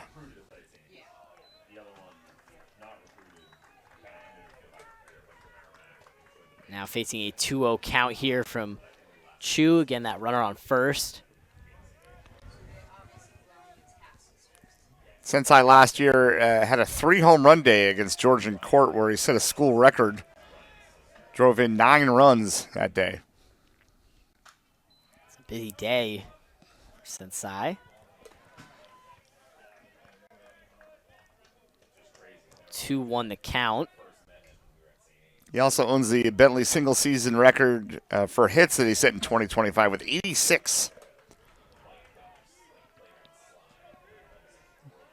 You get about 200-ish at-bats if you make the playoffs in college baseball, so 86, a lot of hits. Yeah, swing and a miss there for Sensei. 2-2 the count now, evening things up. And yeah, absolutely. I mean, look at some of the other at-bats for this Bentley team. Only a couple of guys going over the 200 marker. Pappas has 88 hits, but I think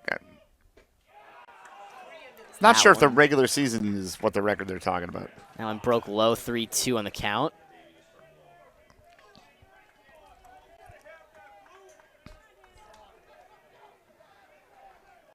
Crowd getting on the home plate umpire, Carl Rodriguez, there for that last call. Sensei. Contact made into space. Advances a runner and gets himself on base. Yeah, a couple of good at-bats here for Bentley hitters. The one resulted in a pop-out. That one results in a ringing single to right field. And Bentley had all sorts of base runners today, and that trend continues here in the bottom of the 6th. So now bringing up Kurt Heath, as mentioned. DeMartinez in second.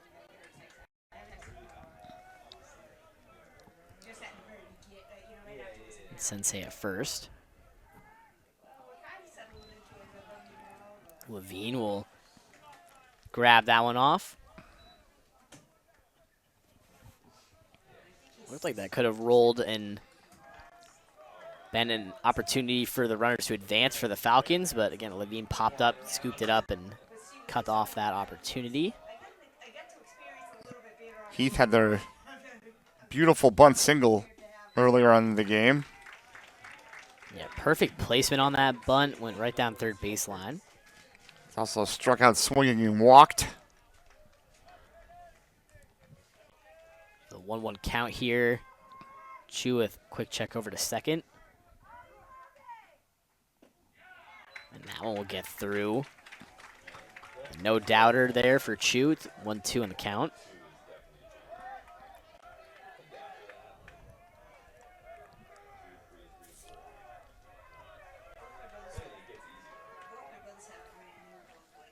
One-two count here. Swing and miss for Kurt Heath. That gets him out of there. And the second out is picked up by the Penman. Yeah, big strikeout for Chu. 2 on and 1 down. A lot can happen. The first baseman, number 21, Jake Madak. Can be a little more careful here with Jake Madak, who hit the 3-run home run earlier in the season.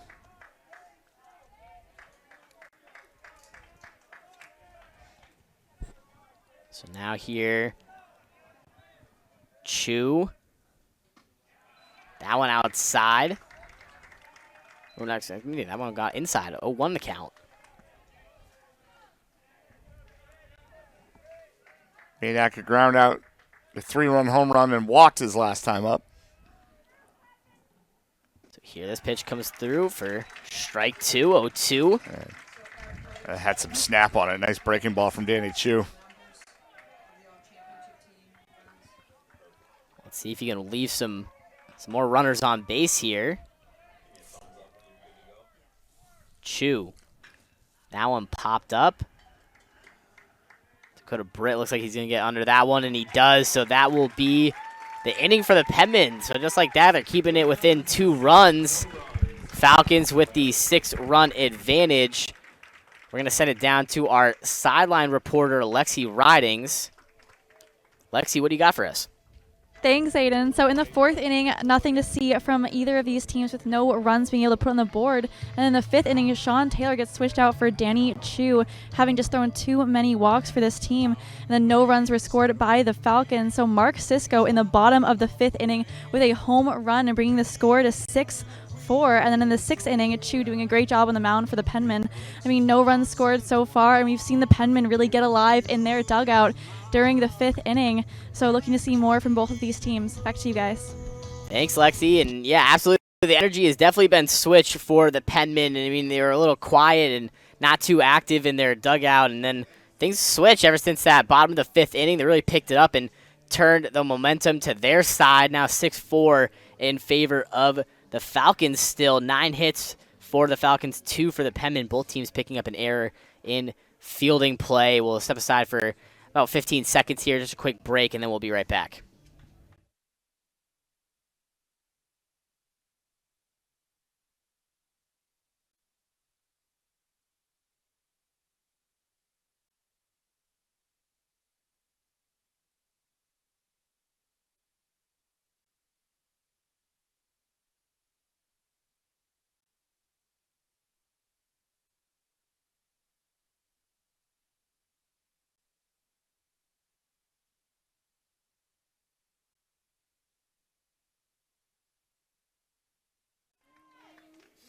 And here we are, back to it with the Penmen at bat. This offense that has been so electric throughout the season. Pisano will be our leadoff guy. Penmen down by 2 runs. Sam Belvo still on the mound. And Pisano, what a hit. That one drops in, and he gets on base to start things off. The shortstop, number 31. First hit of the day for Pisano. Had been 0 for 1. Got hit by a pitch and struck out last time up. So I'll bring up Casey Comiskey here, the shortstop for the Penmen. Comiskey so far 0 for 2 today. Got the crowd moving with the walk-up song. Shake, shake, shake, Simone. Don't know that one? No. No, of course I know that one. Famously at the end of Beetlejuice. That's right. That will be 0-1 on the count.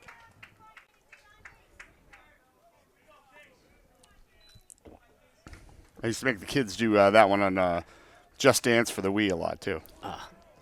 Such a good dance. It's a classic. Such a good game too. Me, I was more of the Michael Jackson dance experience guy myself. There you go. Swing and the miss there. Casey Comiskey, 0-2 on the count. Rocked the glove and everything, Justin. You know, Wow. really did the whole thing. Well, you know what they say. What do Michael Jackson and this year's Red Sox have in common? They both wear one glove for no reason. And there it is. 0-2 count for Bellevue to start things off here. Pisano over at first. Got on very early in this inning. Bellevue kind of battling himself back here against Comiskey and gets that one right down the lane for the strikeout on Casey Comiskey. The third baseman, number 3. Shortstop window shopping here on his third at bat. Yeah, 3-pitch strikeout. That is the 4th strikeout of the day for Bellevue. So now Yoel Valera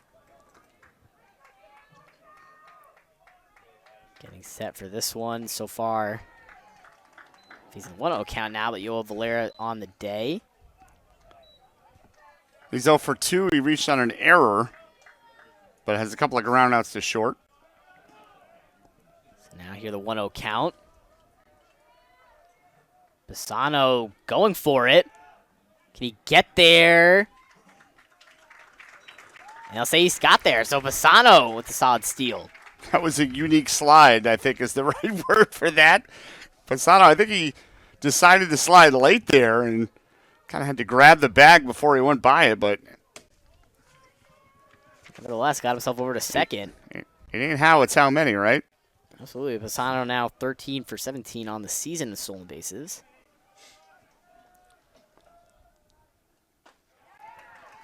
That one gets through for strike 1. 2-1 count for Valera.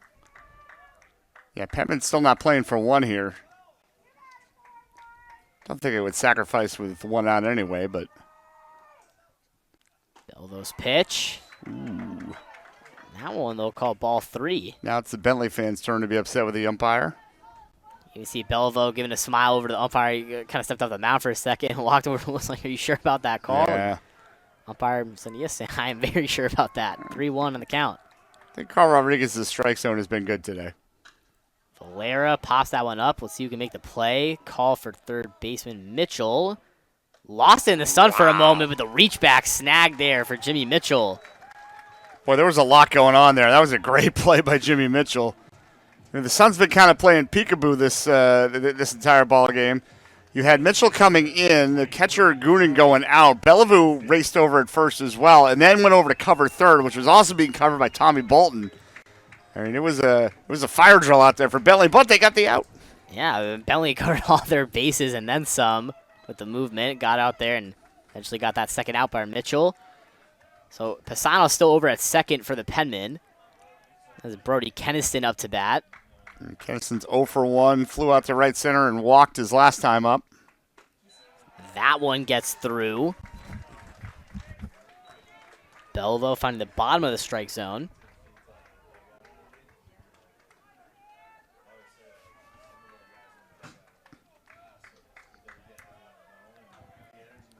Here, quick eyes over to second, and this pitch goes outside.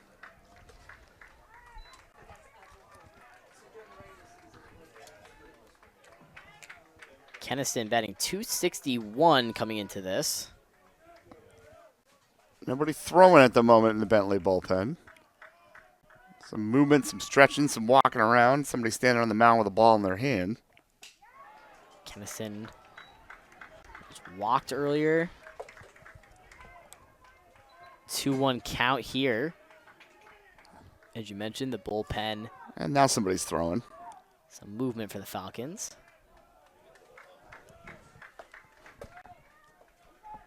Looks like it's McCarthy, Evan McCarthy out there we saw sprinting out to the bullpen. Now 3-1 the count here to face against Keniston. Yeah, you might see McCarthy if Belleville loses Keniston here. That would bring the go-ahead run to the plate. 3-1. Keniston.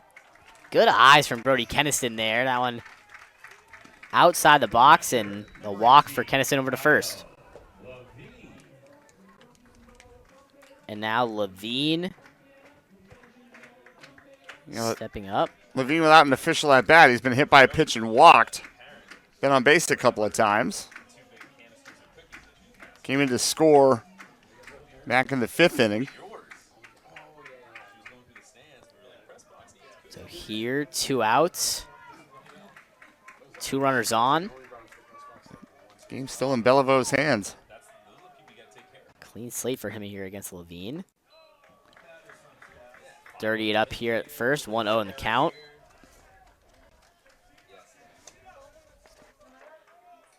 A little surprised Coach Hill isn't being a little more aggressive with the pitching change because if you're Bentley, you want to end it right here. Anything can happen in one ball game.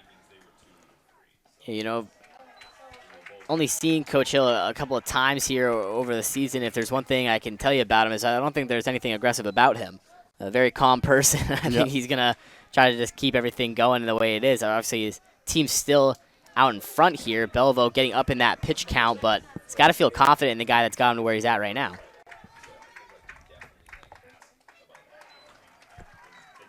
And that one jumped in. Brings it 2-1. Belleville unofficially 86 pitches, 53 for strikes now. Gave a quick check over the shoulder to Pisano, who ever since stealing that base has been very patient over there.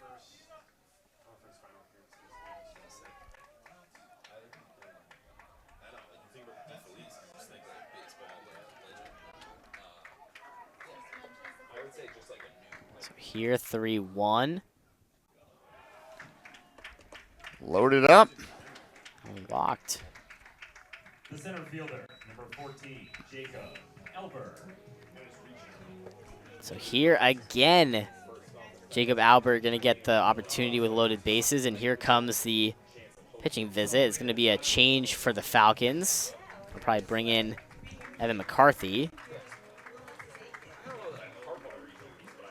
So the day for Belleville here, we'll read the final line. 5 2/3 inning pitched, 89 pitches thrown, 3 hits, 4 runs, 3 walks, 4 strikeouts. Faced 26 batters, did Belleville, and an amazing game from him. And he really jumped the Falcons out to a great lead that they've held on to through this point. But now in these final back half innings, they really got to hang on strong, bring out fresh pitcher. Attention, please. Now pitching for the Falcons, number 33, Evan McCarthy. So Evan McCarthy here, stepping up. We're going to take a short break here and step aside.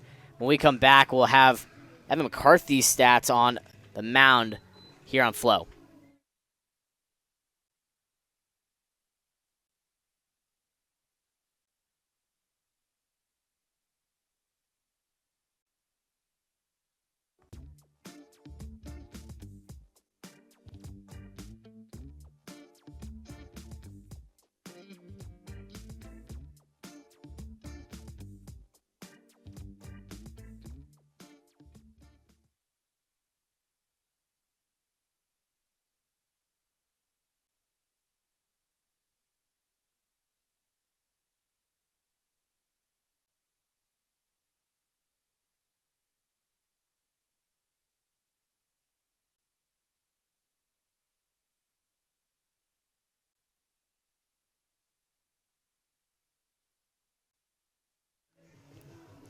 Welcome back here to Penman Fields. Evan McCarthy on the mound for the Falcons, the right-handed pitcher, making his 12th appearance here, 4-4 record. Justin, what else can you tell us about Evan McCarthy? He's a 6'1 grad student from Leominster, Mass. On the season, 6.20 ERA.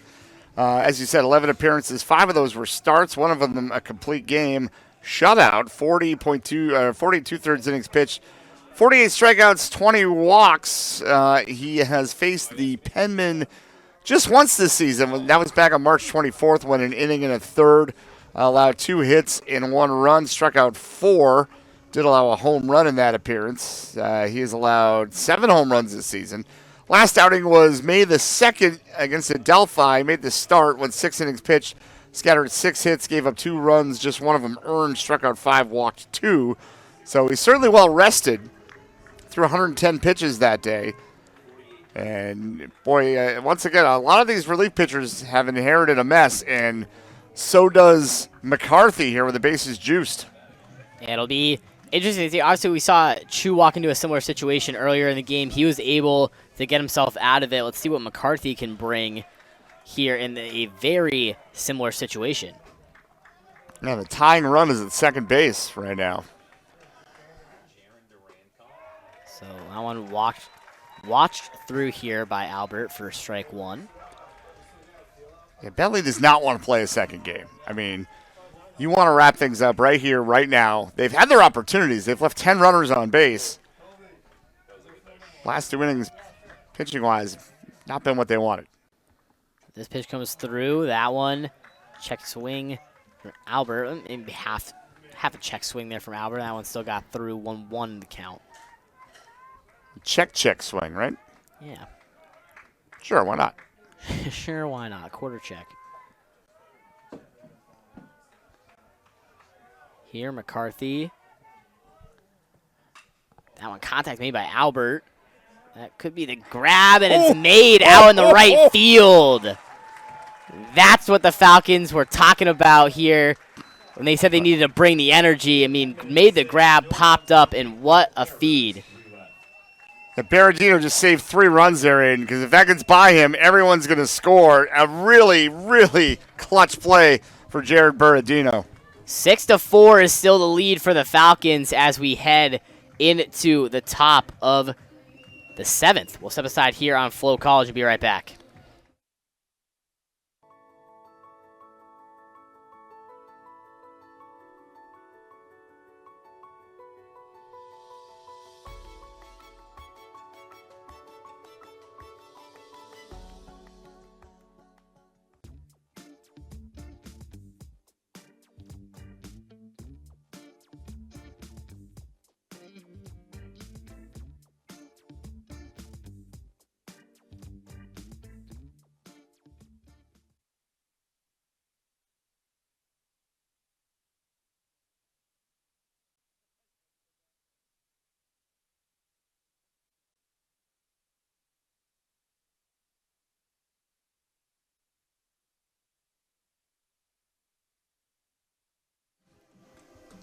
Welcome back to Penman Field here. 6-4 is the advantage for the Falcons as we head into the top of the 7th. I'm going to send it right over to Justin McCausey for some play-by-play. Thank you, Aiden. As Danny Chu goes back to work, he'll face the 8-9-1 hitters, Tommy Goonan, Jimmy Mitchell, Tommy Bolton. Jared Berardino is the hero of the bottom of the 6th for Bentley, if anybody reaches. So 6 runs on 9 hits, 1 error, 10 left on base for the Falcons. 4 runs, 3 hits, 1 error, 5 left on base for the Penmen. Again, if Bentley wins, that's a wrap. That'll be the first Northeast 10 championship for the Falcons in baseball. If the Penmen win, we're going to play another one here at Penman Field. And the Falcons don't want to see a second game. Anything can happen. They've kind of dominated the Penman this season, winning all 5 matchups. In fact, I think it's 6 in a row dating back to last season. Yeah, at this point, dating back to last season, 6 in a row for the Falcons against the Penman. I mean, I don't think we can remember the last time that the Penmen here were going at 6-0 in a series against an NE10 opponent. At least in recent memory, they've been very, very prominent here in that fact. Here's Tommy Goonan, who is 0 for 1, grounded out, got hit by a pitch, and laid down a sacrifice bunt. And takes that one for ball 1. The Penmen in their half of the 7th will have the top of the order due up. Can't say enough about that catch from Berardino. You know, the wind kind of shifted a little bit, might have held that ball up for him. That one has popped up foul territory. Is it playable? No. That'll land just beyond the Bentley dugout. Again, the wind drifting it just a little bit. Initially, it looked like Mark Sisko was going to be able to get that one just inside the fence play there, but went a little bit too far up the hill. It's 1 ball and 2 strikes here to Goonan. Breaking ball is just outside for a ball. That one looked pretty good. Last time the teams met was on Friday. SNHU jumped out to a 2-0 lead. Bentley got 1 in the 6th, 2 in the 7th to win it 3-2. That one whistles over the catcher's mitt. Might have been a cross up there. Kyle Levine kind of threw his hands up like, what happened there? 3 balls and 2 strikes. A full count here for Goonan. As you mentioned, that 3-2 game that the Falcons took on Friday, it was the go-ahead 2-run homer from Pappas that ended up winning that game at the top of the 7th. The 3-2 Inside ball 4. 1 on, nobody out for Jimmy Mitchell. The third baseman, number 11, Jimmy Mitchell. Mitchell's 0 for 2, but he's been on base twice, reached on an error and was hit by a pitch. Popped out to the third baseman Valera in between.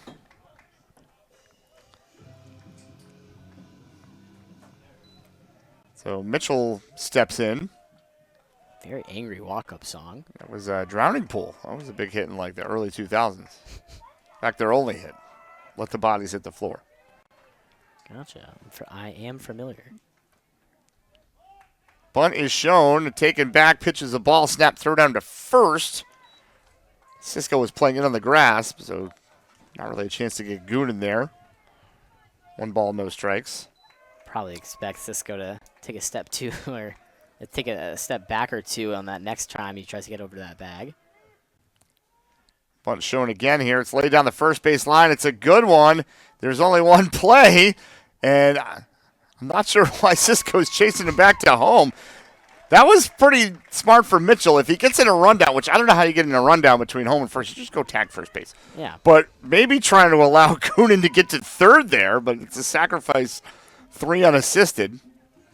I've seen that on tape, but I've never seen it live where the batter runs back to home.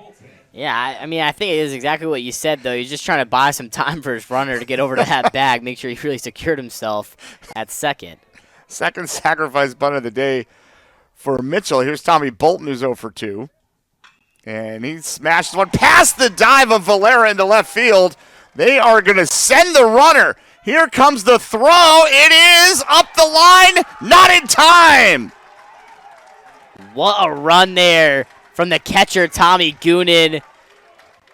Like you said, got the windmill call, got over that final stretch, and Levine just not able to reach out. Goonan got there, dove for the plate. That makes it 7-4. So, honestly, exactly the type of offensive push that they were looking for this late in the game. An RBI single for Bolton. He goes to second on the throw.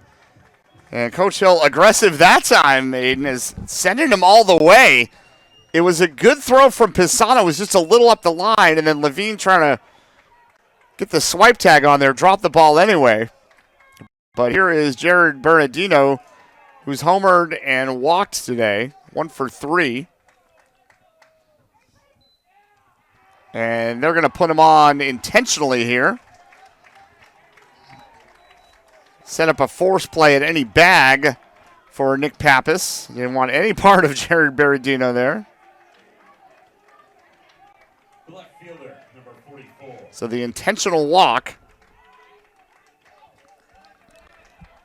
And here's Pappas, who's 1 for 3. I guess that home run back in the first inning still weighing on the Penman's mind there.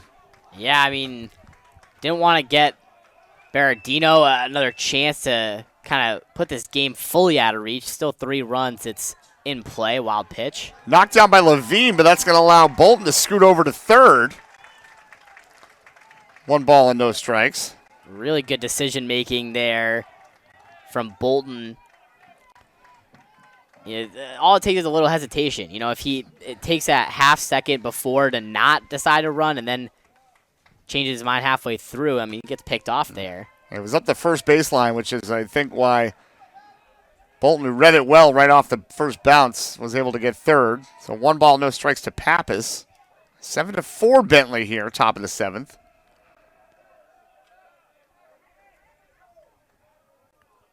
Danny Chu's run into a little trouble here. 1 run is in for the Falcons. Breaking ball fouled off. 1 ball, 1 strike. Now Pappas back up to bat. I mean, Pappas had a really good top of the 7th for the Falcons the last time they played the Penman. Was that winning homer. Danny Chu holds the set, now is ready. And that's outside. 2 balls and a strike. It double checks 5 straight losses for the Penman to the Falcons. Falcons looking to make it 6 wins in a row over Southern New Hampshire. Last Southern New Hampshire win was May the 7th of 2025 as the swing and a miss makes it 2-2. That was down in Waltham. First round of the NE10 tournament last year. Pappas. And fouls it off himself that time. Yeah, really, it felt like Pappas was just trying to reach here at this point of the game. I mean, the Falcons got 10 hits, just trying to get another runner on, or obviously, hopefully, into space to get that third base Bolton down to home. Been a lot of momentum swings in this game, most of them favoring Bentley. And that's the case right now. There's a ground ball. Valera couldn't get to it. It gets through a base hit, a run scores. That's exactly what Pappas was looking to do. It's an RBI single for Pappas, and that pushes the lead to 8-4 Bentley. Still batting here in the 7th with just one out. This Bentley team showed up for this NE10 championship game. I mean, the dugout really rocking with the walkout song there. Guy out in front with the bat, going with the drum line. The designated hitter, number 24, Stan DeMartinez. So here's Stan DeMartinez, 2 for 3. He's been on base 3 times, a couple of singles and a walk. Also went down swinging. So here, again, 2 runners on, the 1 out picked up. That one will jump through for strike 1. Danny Chu jumped into a position here at this game not favorable in his way at all. Jumped in with loaded bases and now has really pitched himself back into the Penman only down by 4. 0-1 is low for ball 1. Yeah. Berardino on second, Nick Pappas on first. 2 runs home for the Falcons here in the 7th.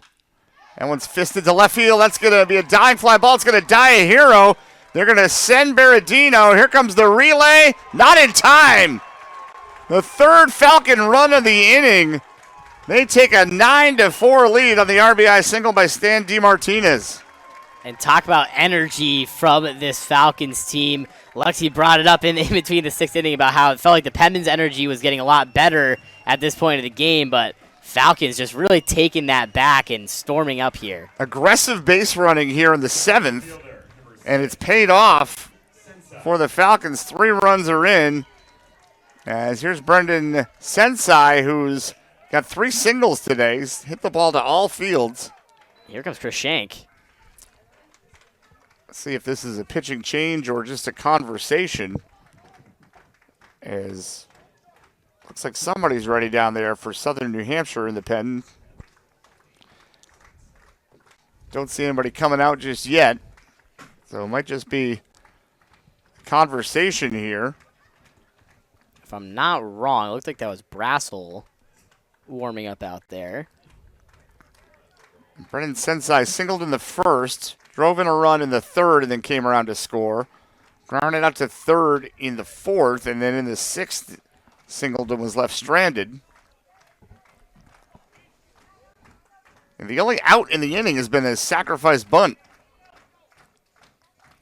A walk, a sacrifice bunt, a single, an intentional walk, and another couple of singles. That's how Bentley's done the damage. So here's Sensai, 3 for 4. We'll stick with Danny Chu here. 1st and 2nd and 1 out. In the air, foul territory. That'll get on top of the Bentley dugout for strike 1. You gotta love the hustle from Levine and Cisco. They both stormed over there. If they had any chance of drifting in, I think they would have helped themselves inside of Bentley's dugout to make the play. Yeah, a lot of those foul balls can have a lot of English on them, can slice back into play. So 0-1 to Sensei. High in the air to right. Dakota Britt lags under it. Barely had to move for the 2nd out of the inning.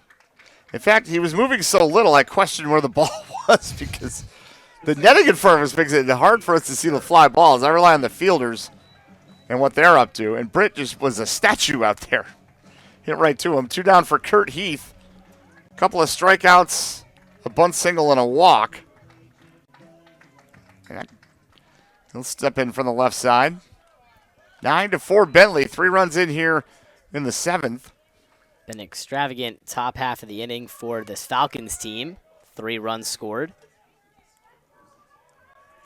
See what they can bring to continue. I mean, runners on. We see Chris Shank head back out to the mound, probably bring in this batter that was warming up in the bullpen.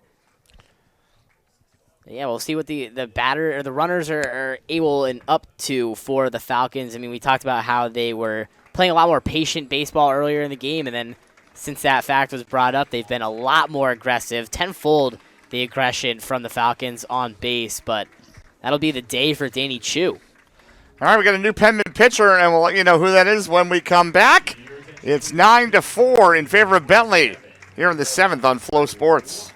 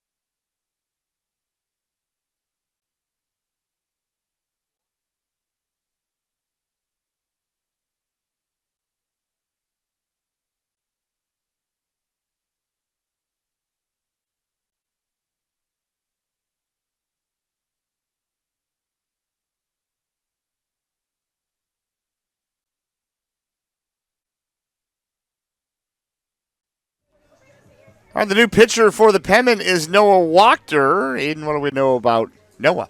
Noah Wachter, a 4.5 ERA holder, 2-1 on the season, 34 innings pitched, 30 hits, 19 runs, 17 of them earned, 22 walks, 45 strikeouts for Noah Wachter, the senior pitcher from Concord, New Hampshire. His brother Nader used to play on this team, now over at UConn.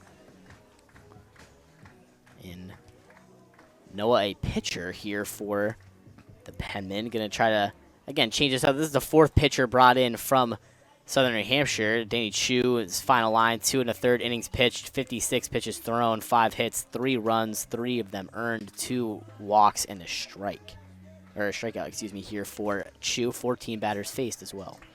Yeah, Wachter, kind of the elder statesman of the pitching staff. He graduated from Concord High in 2017, so 9 years ago.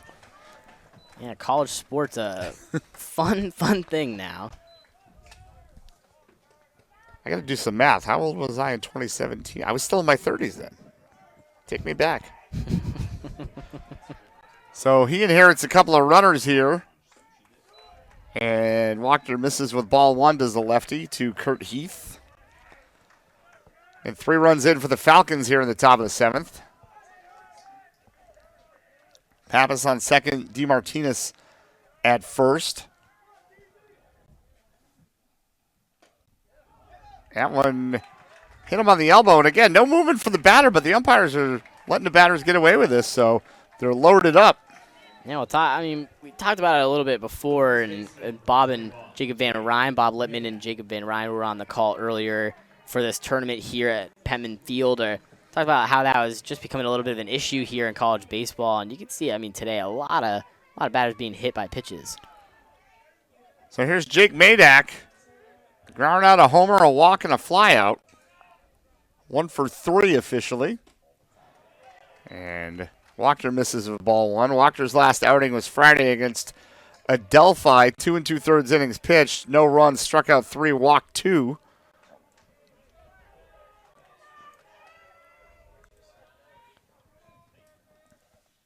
One is in there for a strike.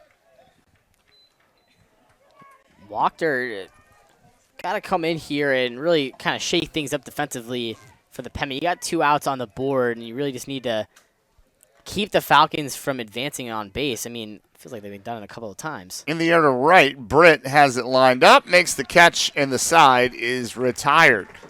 But Bentley gets 3 more. It's stretch time here at Penman Field with the score Bentley 9, Southern New Hampshire 4 here on Flow Sports.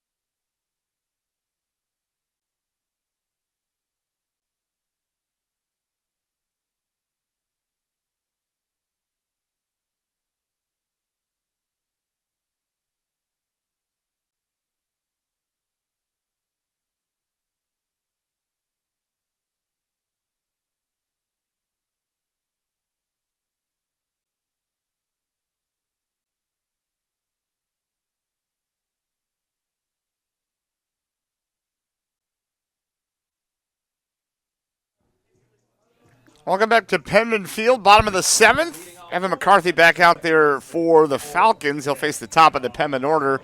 J.R. Bozick, Mark Sisko, Dakota Britt, all scheduled here in the bottom of the 7th. Jake Pisano, if anybody reaches. McCarthy came in the bottom of the 6th inning and threw 3 pitches to get out of a jam. Got a really nice catch from Jared Berardino out in right to help him wiggle out of that. Here's Bozick, who's 0 for 3. And there's strike 1 from Evan McCarthy. Penman with just 9 outs remaining here. And they are chasing 5 now, down 9-4. Bentley looking for their first ever Northeast 10 baseball championship. Fouled straight back, 0-2 to Bozick. Bozick flew out to center, struck out swinging in the 3rd, grounded out, but drove in a run in the 5th. He's behind 0-2 here, and the pitch, a little bit high, ball 1. Falcons 9 runs on 12 hits and error. They've left 13 men on base. Had a chance to put this away early. The Penmen got back into it with 4 in the 5th. And the Falcons striking back for 3 in the 7th. Now 2-2.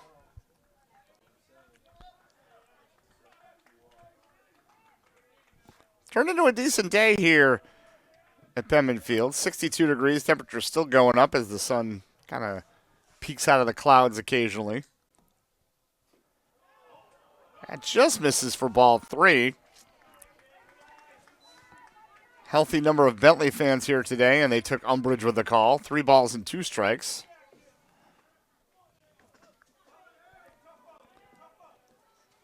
McCarthy took a while to get back on the rubber there. Pitch clock is down to 6. 3-2 is outside ball 4, so we got ahead of Bozick 0-2, and then threw 4 straight balls to bring up Mark Sisko, who's 1 for 3 with a homer. The first baseman, number 15, Mark Sisko. So for the Penmen, just keep the line moving. For McCarthy, with a 5-run lead, just want to throw strikes, but here's Sisko.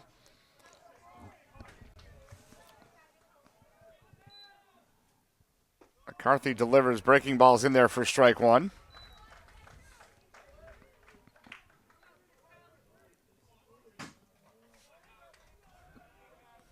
McCarthy with the same rhythm each time. Kind of steps off the rubber, gets himself ready, back up on the rubber. And from the set delivers. And there's strike 2.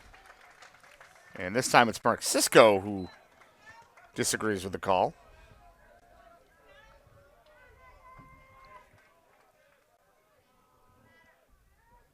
No balls and 2 strikes. Bozick leads away from first. Oh, that looked like the same spot, and it is. Delayed call, strike 3. Sisko very heated there. A lot of shrugging going on, but it's the first out of the inning. A tough go of it for Mark Sisko there on that one. I mean, like you said, it was a late call on that one. I think initially he was like, all right, ball 1, like, let's load back up, kind of get ready for this next at-bat. And then when that strike 3 came, the reaction from Sisko said it all. It was the same spot as strike 2, and that's why I was befuddled for a second. Just the late, must have said it out loud, but the late punch out there for Carl Rodriguez. And now Carl Rodriguez is hearing it from Coach Shank, and you're not allowed to argue balls and strikes. So Carl's giving them a long leash, knows what's on the line here in the Northeast 10 Championship. The one game I did here this season, Coach Shank got the boot and spent the rest of the game up here in the box. Yeah, no, And check on the runner, and he's back in safely. And it was interesting because when Coach Shank got thrown out of that game, it was right before a pitch was thrown, which would have been, I think, the final out of the inning. The pitch didn't count. The Penmen then took the lead on the makeup pitch. So it was the best ejection in the history of baseball. I mean, yeah, just lucky, lucky break there, or all calculated by Chris Shank. I mean, saw exactly what was going on. Yeah. Said, "No, this is the moment." He saw it before it happened. No balls at a strike here to Dakota Britt.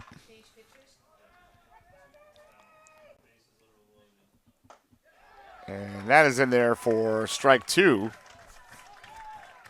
These balls they got really good breaking points, Justin. I mean, McCarthy's putting them exactly where they need to be. He's shading them one side or the other, and then they're just finding their way inside the zone.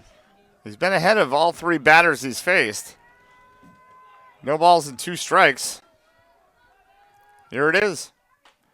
Swing and a miss, strike 3. Good morning, good afternoon, and good night for Dakota Britt. Second straight batter that goes down on 3 straight strikes, and there's 2 away. It's not the guy you want to see getting 1, 2, 3 if you're the Penman at bat, especially at this point in the game. You need all the offense that you can ask for. Dakota Britt, 396 average coming into today, one of the best batters on the team, and just a no good performance from him today. So here's Jake Pisano, 1 for 2, hit by a pitch, struck out swinging and singled. As Pisano walked the first man, has thrown nothing but strikes since, and there's strike 1. And the crowd is fully feeding off of this Falcons energy. I mean, they traveled well. We talked about it earlier, but they are really, jumping this Falcons team into the spot that they need to be. They're very vocal. 0-1, 0-2. McCarthy got ahead of the first batter, Bozek, 0-2, threw 4 straight balls. Since then, 7 straight strikes. Check that, 8 straight strikes. He's looking for number 9 here. The 0-2 with 2 down. Runner goes, pitches a ball. Here's the throw. Gets into center field.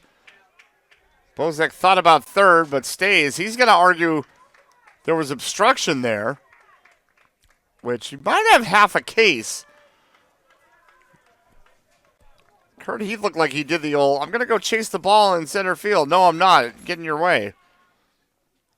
And the umpire and Shank look like they're discussing that one as well. Yeah, I think Coach Shank wants to know how that was an obstruction. I think it was just enough not to be. Yeah, I think, too, with the ball slipping by and how fast Bozek popped up to try to get by to advance to third, it's a little too close to call. Aggressive there to steal down 5. But that's in the air to center field. Sensei lines it up with the shades down, makes the catch, and the side is retired. Can of corn for the Falcons at the end of the inning. So the Penman strand a runner, and after 7, it's Bentley 9, Southern New Hampshire 4 here on Flow Sports.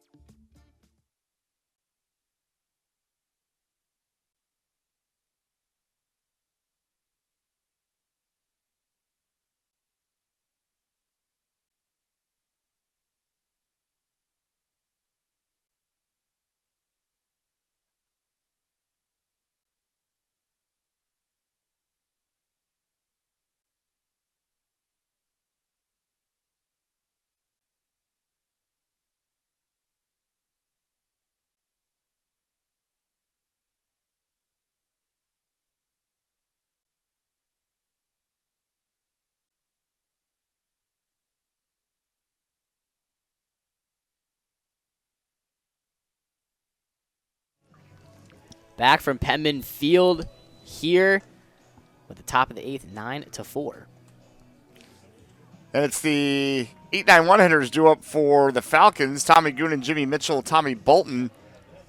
As Noah Wachter goes back to work. Aiden Penman down to their last 6 outs here, coming in with a 40-11 record. The selection shows tonight at 10 p.m. I guess anything can happen, but they're almost a shoe-in to get into the NCAA tournament. But you never want to leave it up to, as they say in boxing or in UFC, which Aiden's a big fan of. You never want to put it in the hands of the judges, right? No, absolutely not. We do have a new pitcher. I beg your pardon, not Noah Wachter. It is, in fact, Zachary Brassel. Zach Brassel, yeah, who's 8.64 ERA in 12 appearances, 8 starts, 1-1 on this season. 25 strikeouts, 31 walks this year. He's given up 29 runs, 24 of them earned. So he comes in to the 8th. The redshirt junior for the Penman. And he will become the 5th Penman pitcher. Hammer started, that gave way to Taylor, then Chu, Wachter, and now Zach Brassel. Yeah, I think you mentioned at the beginning of the game, Justin, but Johnny Allstaff for the Penman here. And the pitching mound, I mean, 5 pitchers in the NE10 championship. That's obviously you use Whitney on Friday. Not enough time in between to get him back on the mound. It's, Right. Your rookie of the year pitcher is probably the guy you'd want to have here, but up in the air, you needed to get to this game first. Conference tournaments are tough because you have so many games in such a short period of time that you play a lot of games on a weekend too, but it's tough to get your number one out there more than once. Here's 1-0 to Goonan, who's 0 for 1, hit by a pitch, walked, sacrificed, bunted. So he's got 3 of the 10 ways you can get on first base without a hit so far. There is strike 1 from Brassel. And off the top of my head, I can't name the 10 ways to get on base. But I know there's 10 of them to get on first base. That one's in the air to right center. Albert on his horse. He can't get there. It'll drop for a base hit. 13th Bentley hit of the ball game. 1 on and nobody out for Jimmy Mitchell, who is 0 for 2. Mitchell reached on an error, was hit by a pitch, and laid down a sacrifice bunt, as well as popping out in foul territory. The third baseman, number 11, Jimmy Mitchell.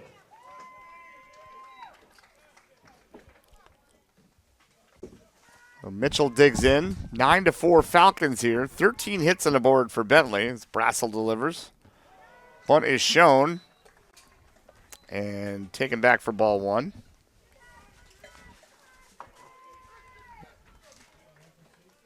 And Mitchell already with a sac bunt. That was in the last inning. Gotten a rundown between home and first. Lays this one down. It's a beauty. There's one play, and, wow, what a great throw there from Kyle Levine. That's the throw around the runner to Cisco. Sacrifices complete 2-3. Over to second goes Goonan, and there's one down. That was a great grab from Cisco, too. You mentioned the throw. Cisco kept his foot on the bag, reached out past the runner, made that grab, and like I said, first out picked up by this Penman defense. So here's Tommy Bolton, who has walked twice, lined out, flown out, and singled. And see, Kyle Levine must have been barking about something because the umpire came out to talk to him. And the Falcons dugout loved that energy shift. I mean, this team is very electric in the dugout. Fun to watch. Got a great angle from here in the booth. Grounder to second. Bozic, easy to first, 2 down. Over to third goes Goonan. And that'll bring up Jared Berardino. There's a runner on third here for the Falcons, as you mentioned. Goonan gotten over there. It's a good scoring opportunity for the team here at this point. I mean, they were up 6-0. Now back up 5 runs. If they can get one more on the board there, go back up 6, I feel like they'd be in a very comfortable position. Berardino was intentionally walked last time up. Came around to score. There is an open base for him, but they'll pitch to him. As there is ball one. So a homer, a ground out, a walk, a line out, and an intentional walk for Berardino. And that amazing catch in right field. Slices that one out of play. 1 ball, 1 strike. Bentley trying to secure their first Northeast 10 baseball championship. Well, it feels like whenever these two schools play in, it's always a battle, whether it's basketball, men's or women's, softball, soccer. Doesn't matter. These two teams, premier programs in the Northeast 10, is their strike two. If Southern New Hampshire had football, I'm sure it would be a war against Bentley. Yeah, I couldn't even imagine. I mean, the NE10 is such a competitive conference across all sports. I mean, you throw Southern New Hampshire in the mix for football, who knows what happens. Swing and a miss, strike three, and the side is retired. We'll go to the bottom of the eighth with the score Bentley 9, Southern New Hampshire 4 here in the Northeast 10 Championship on Flow Sports.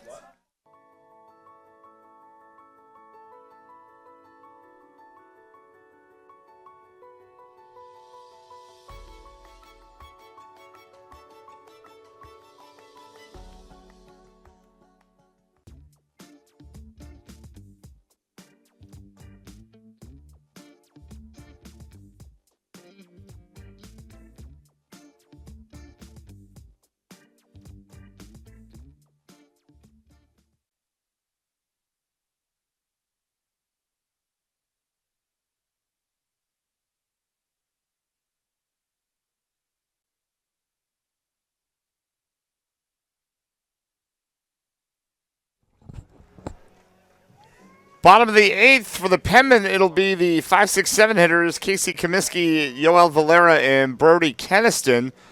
A little more bad news for Southern New Hampshire fans. Congratulations to the Assumption Greyhounds softball team. They score 6 runs in the 7th inning to walk it off. They beat Southern New Hampshire 6-4 to secure the Northeast 10 softball championship. That'll happen. I mean, baseball, softball, the last 3 outs are the hardest to get, and unfortunately the Penman women found that out today. I think that was down at Franklin Pierce is where they were playing the softball tournament. Yeah, the Ravens were nationally ranked. Just to talk about that Penman softball team for a second here. The Ravens were nationally ranked, and the Penman went to Ringe in one of the last series of the regular season and beat them 3 out of 4 games, which was a huge accomplishment for that softball team. I mean, they were riding that wave all the way for the rest of the season.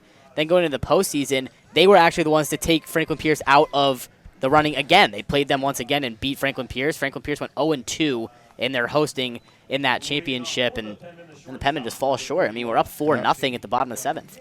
So Assumption gets the auto bid. Southern New Hampshire will have to wait for the selection show, which I believe is the same time as the, maybe not the same time, but the baseball selection show is 10 p.m. tonight. Softball will probably be around that time. Check your local listings, as we used to say in TV, for more details. Make sure you're on that social media, too. I'm sure it'll be posted over there as well. Casey Comiskey 0 for 3. Takes ball 1 from Evan McCarthy, who's still in there for Bentley. I get to see Southern New Hampshire softball a couple of games over at St. Anselm when I did some games for the Hawks side of the Northeast 10.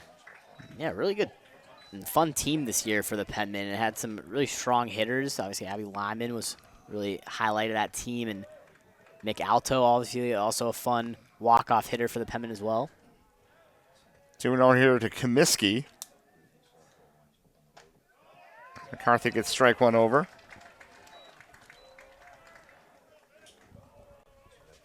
There's been some displeasure with Carl Rodriguez's strike zone for the Penman last couple innings, but I think it's been fairly consistent the entire game. Yeah, definitely playing it even on both sides. That one's in there for strike 2. That breaking ball, filthier than a truck stop bathroom there, Aiden. That one started off in the right-handed batter's box and came right over the plate. Yeah, that's pretty filthy. Depends on what truck stop it is. If you get a Buc-ee's, those are pristine. 2-2 is now ball 3. I think Casey thought it was 3-2. Now it's 3-2. You get a Flying J truck stop, that's a coin flip. That's it's really just what part of the country are you in, you know? the ones in Ohio, not great, I can tell you. 3 balls and 2 strikes. Here it is. Strike 3 called, and there's 1 away.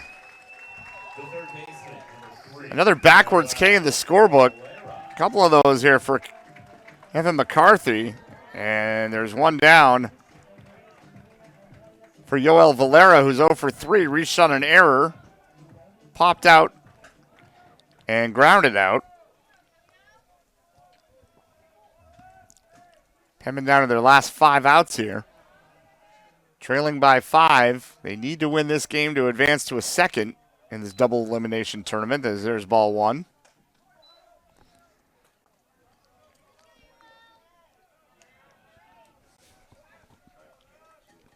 Bentley was last in a position to win the Northeast 10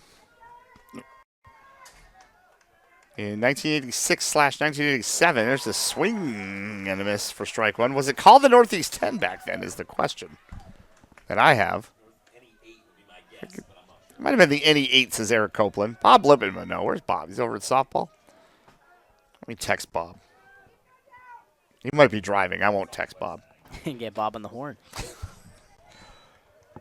There's ball 2. 2 balls and a strike. Whenever I have a question about baseball or softball, I immediately go to Bob Lippman. I mean, there's no one else I would go to. I'll give you an example. When I was doing a Dartmouth softball game, finish the thought after this pitch. 2 balls and a strike. Breaking ball in the air is center field. Sensei lines it up, makes the catch 2 down.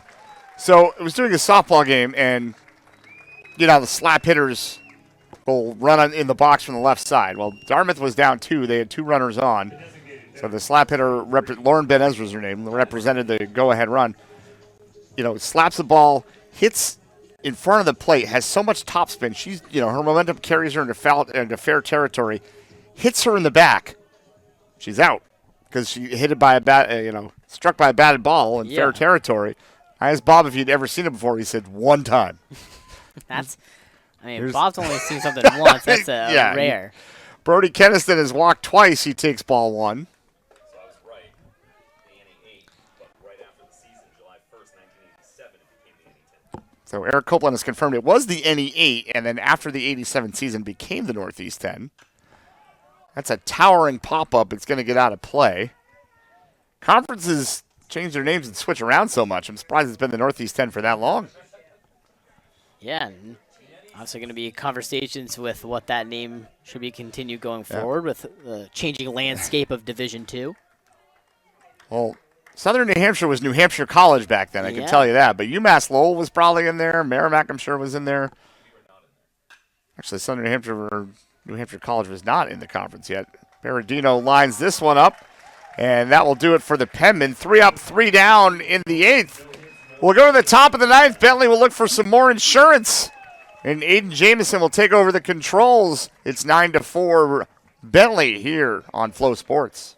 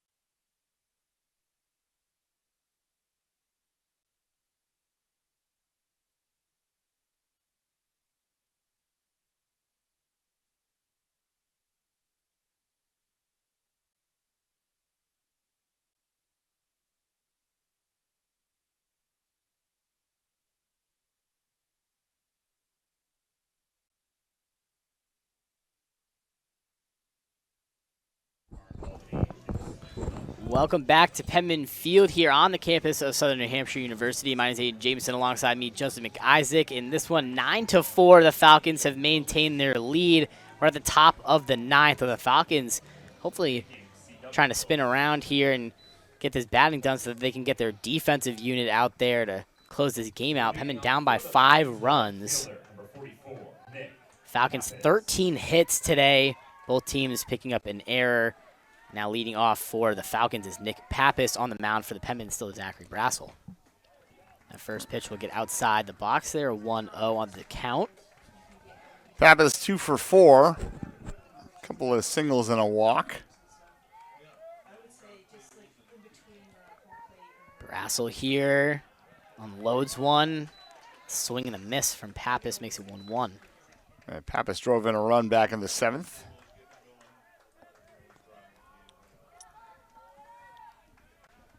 Here's the pitch from Brassel. That one fits in. 1-2 the count. Brassel takes the jump on Pappas in the count here.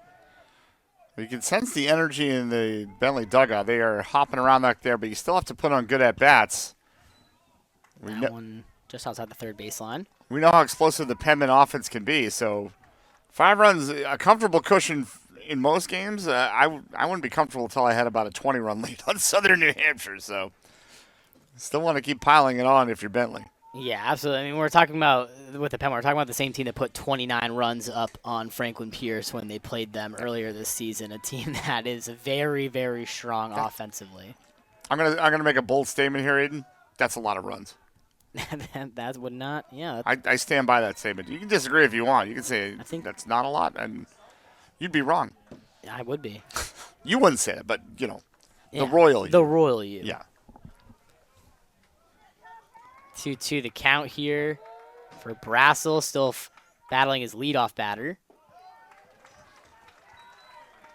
That one jumps in to fill up the count.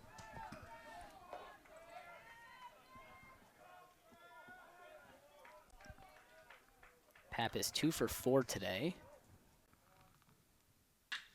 Gets solid contact there. It's going back for center field. The grab not made. Drops into the warning track. Let's see if the cutoff throw can get to second. That one off the mark as well. So Pappas, a huge double here at the top of the ninth. Scoring on that's going to be interesting because Albert took about 3 different routes to that ball, and none of them ended up being correct. It was like when you used to have to print out directions on MapQuest. I think they're going to score at a base hit. Yeah, it's already a hit on the board. Might not have ever got his glove on it. Yeah, it looked like, at least from our angle here, that it dropped past Albert into the warning track. Yeah, he kind of went to his left, and then the ball was to his right, and then got turned around, and I don't think he ever read it that well off the bat. That one will be low and away for ball one. I agree. I just think the arc was just too deep, drops right into that back wall, and Albert trying to make that throw there. And obviously, runner got to second, so Pappas. Healthy lead off. Brass with the eyes over that direction. We'll send this pitch across that one well above the box. So Stan DeMartinez is 3 for 4, all 3 singles to left field. He scored back in the 3rd and drove in a run in the 7th. The 2-0 count for Brassel. Try to fit this one through. That contact will make its way outside that third baseline here. 2-1 the count.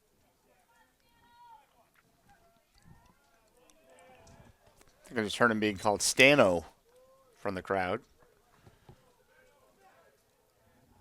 Stano. If your name's Stan, yeah, what would your nickname be? Stan itself is kind of a nickname. Usually you're a Stanley if you're Stan. Yeah, Stanley, Flat Stanley comes to mind instantly. Oh, But Stano, I haven't heard that. Stano. I'll go with it. It's fine. Yeah. 3-1 count here. Stano in the box.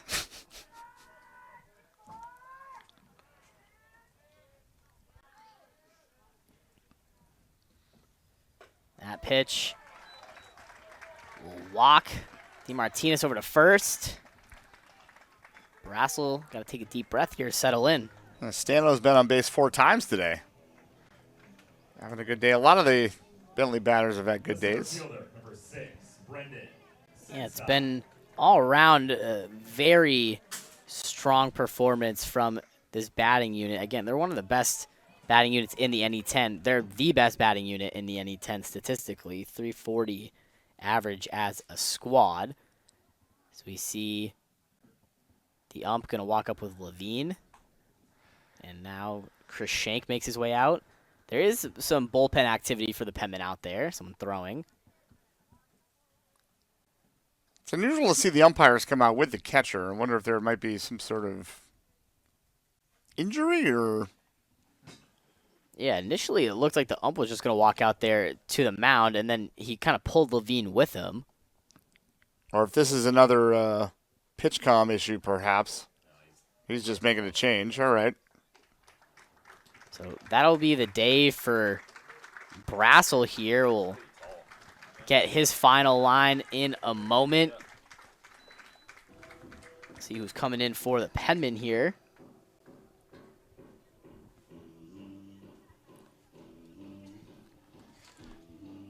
Looks like that is Ben Gilbert. Will make his 10th appearance. Ben Gilbert going to jump on the mound for the 6th pitcher of the game for Southern New Hampshire. So a short break from us to step aside and get set with those stats for you all. We'll take a short break and be right back here on Flow Sports.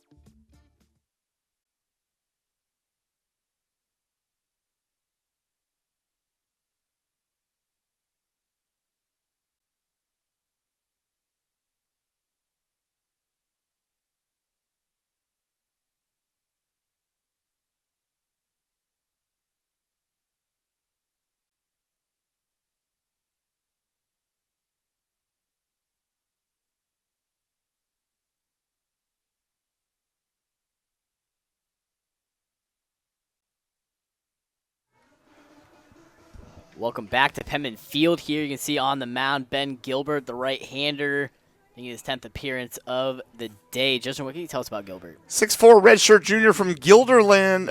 He went to Guilderland High School in Altamont, New York. Has pitched 7 2/3 innings this season. He's given up 11 runs, all of them earned. He struck out 9, walked 9. Last appearance was May 1st at Pace when an inning, gave up a hit and 2 runs, walked 3, struck out 2. Before that, you got to go back to the 21st of May when he went a third of an inning against St. Anselm. So perhaps Coach Shank looking forward to the NCAA tournament here, throwing some guys that haven't gotten a lot of action out of the bullpen here in the 9th. You're never giving up in a game, but maybe thinking ahead a little bit towards what might be to come next weekend. Yeah, absolutely, especially when you just take a kind of look down to center and almost off left center field. You see all those years on the regional and super regional banners out there. This is a team that typically is focused on that NCAA tournament play at this point of the season. They're known to get a really, really good regular season record and then look past to the regionals. But here, this went down 5 runs. They got a new pitcher on the mound, here. Gilbert's first pitch, that one just low of the zone, will be 1-0 on the count. Talking about Brassel's final line here, an inning pitch, 22 pitches thrown, 2 hits, walked 1, struck out 1, faced 6 batters.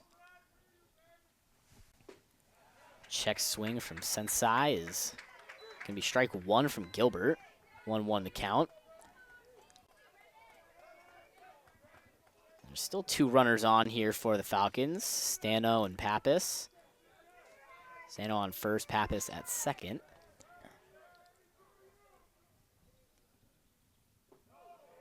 That one drops low again.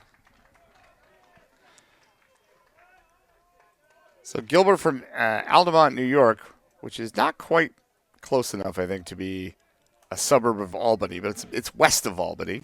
if you're scoring at home.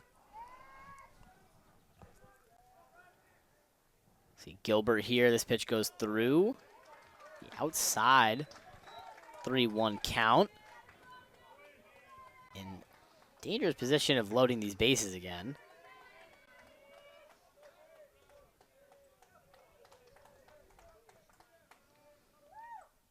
This one swung on as it rides the third baseline and pops over that bag. That's a go-ahead run for Bentley. Pappas made his way through over to the dugout. And that Falcon squad couldn't be happier. They're back up 6 runs on this Penman team and now runners on the foundations. It's unfortunate for Southern New Hampshire. Yeah, it's right up the line. I think Yoel Valera, if he had that back, he would charge it, but it hits the bag and pops over his head. Once it hits the bag, it's a fair ball no matter where it lands. So give an RBI single to Sensei. That's his 4th hit of the ballgame. Yeah, that's just unfortunate for Yoel Valera. I mean, you can never expect where the ball's going to go when it pops up like that, and it just went right over his head. Couldn't even make a jump for it. I think Pisano had trouble picking it up afterwards, which allowed DeMartinez to get to third. That first pitch goes through for ball 1. Kurt Heath has reached on a bunt single, struck out swinging twice, walked, and been hit by a pitch. Oh, excuse me, we have a pinch hitter, beg your pardon. And a pinch hitter is a pinch get hit by a batter. So that was Jackson Wilburn at bat for the Falcons. Now over at first is Wilburn. So we got Jackson Wilburn at first, Brennan Sensei at second, and DeMartinez at third. Wilbur, not the guy you want to hit, Aiden. He had been 1 for 7 in 25 appearances, mostly as a pinch hitter this season. That's the guy you want to pitch to, but Gilbert ran inside and I got a piece of him.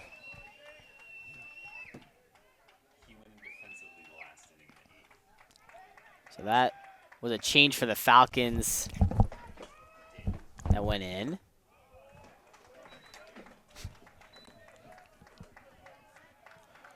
One 0 on the count. Must have missed the umpire signaling up here. Apparently, Wilburn did go in as a defensive replacement last inning, so apologies for my mistake, the first I've ever made. Can't promise it'll be the last. No, I can. Nobody's perfect, but I'm as close as you can get, Aiden. As close as the word will let you be. 1-1 the count. That one swung on and missed. Levine had to scoop it back up, but luckily runners weren't ready for it. 1-2 the count. I'll revise my statement. Nobody except for Dolly Parton is perfect. She's perfect. Greatest living American. That one, contact made, solid. Well, Valera gets over to second. They're going to spin it over to first. And that one got there. So the 2 outs picked up by the Penman. The runner came across the plate. And all that commotion, 11-4 now the lead for the Falcons.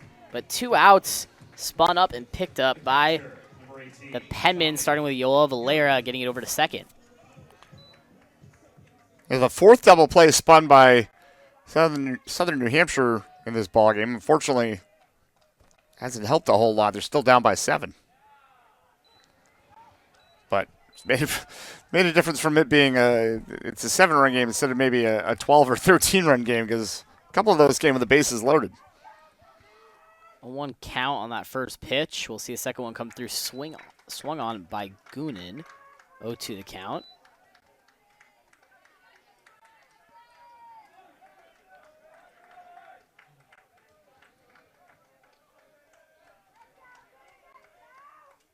Two here.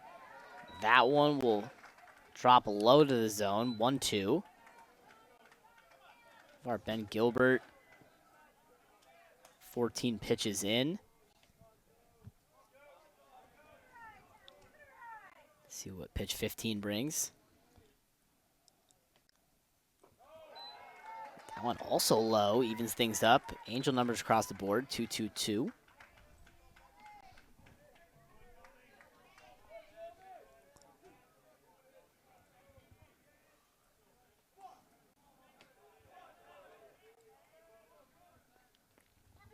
First pitch comes through.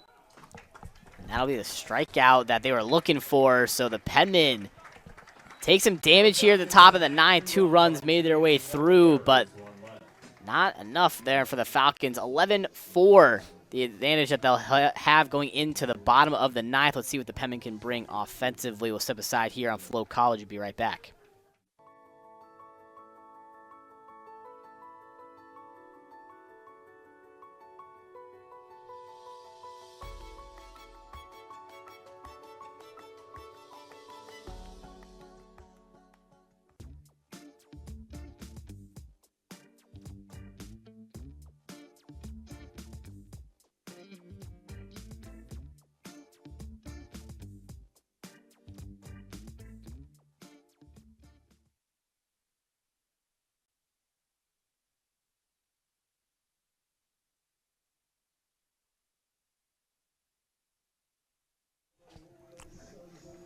Welcome back to Penman Field here on the campus of Southern New Hampshire University. 40 years in the making, the Falcons 3 outs away from their first NE10 championship with their baseball program. They have the 7-run advantage here at the bottom of the final inning potentially here, but we know how dangerous this Penman offense can be. Yeah, so Evan McCarthy was back in there. I think he's in line for a save, actually, believe it or not, in a 7-run game. If you go 3 effective innings, you can pick up a save. But he's been in there throwing strikes, and he's got to continue to do that. I mean, just, with a 7-run lead, you don't want to walk anybody, give them free base runners. As we've said, the last 3 outs, the hardest ones to get, right, Aiden? So you got to bear down, treat it like it's nothing. Yeah. Throw strikes. Absolutely. McCarthy, we look at the pitching alone in this game. Penman, 6 pitchers came and went on the mound, and McCarthy only the second pitcher that the Falcons have had to bring out.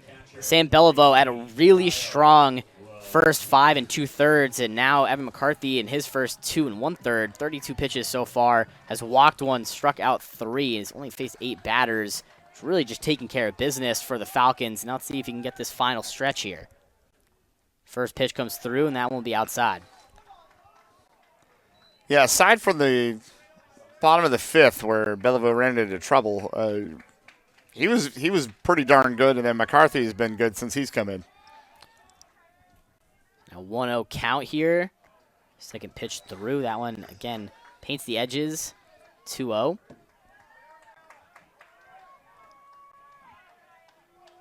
Yeah, don't nibble. You're up 7. Don't nibble. 2-0 count. That one again. We'll split the picture. It's going to make Bentley coaching staff get gray hairs quick if they don't have them already. 3 balls for McCarthy. That'll be a walk to Levine, so 4 in a row. I'm a neutral party up here, and I'm tearing my hair out. I mean, the only thing that can hurt you is if you put a bunch of base runners on and let Southern New Hampshire go to work, right? If they hit 7 solo home runs in a row, so be it, right? But throw strikes and try to get the ball in play. Let your defense go to work. That drives me nuts. When you're up 7, you walk a guy on 4 pitches. Yeah, if you couldn't tell, it drives me insane. I mean, if you're McCarthy, you just got to fit the frame, right? This first pitch comes through. That one will be outside for ball. Or that one, they call it inside. That one broke at the last moment there. 0-1 the count here. But, if you're McCarthy, this is what you got to start doing. Ride this momentum. Get back into your rhythm here. Start getting inside the picture. Swung on and missed by Albert. Big help for McCarthy, 0-2. Yeah, and the entire game, Southern New Hampshire has been aggressive at the plate. So if you just throw strikes, they're going to offer at him. McCarthy chasing that first out here with a runner on first. Leg up and pitch through. That one will be just above the zone, 1-2.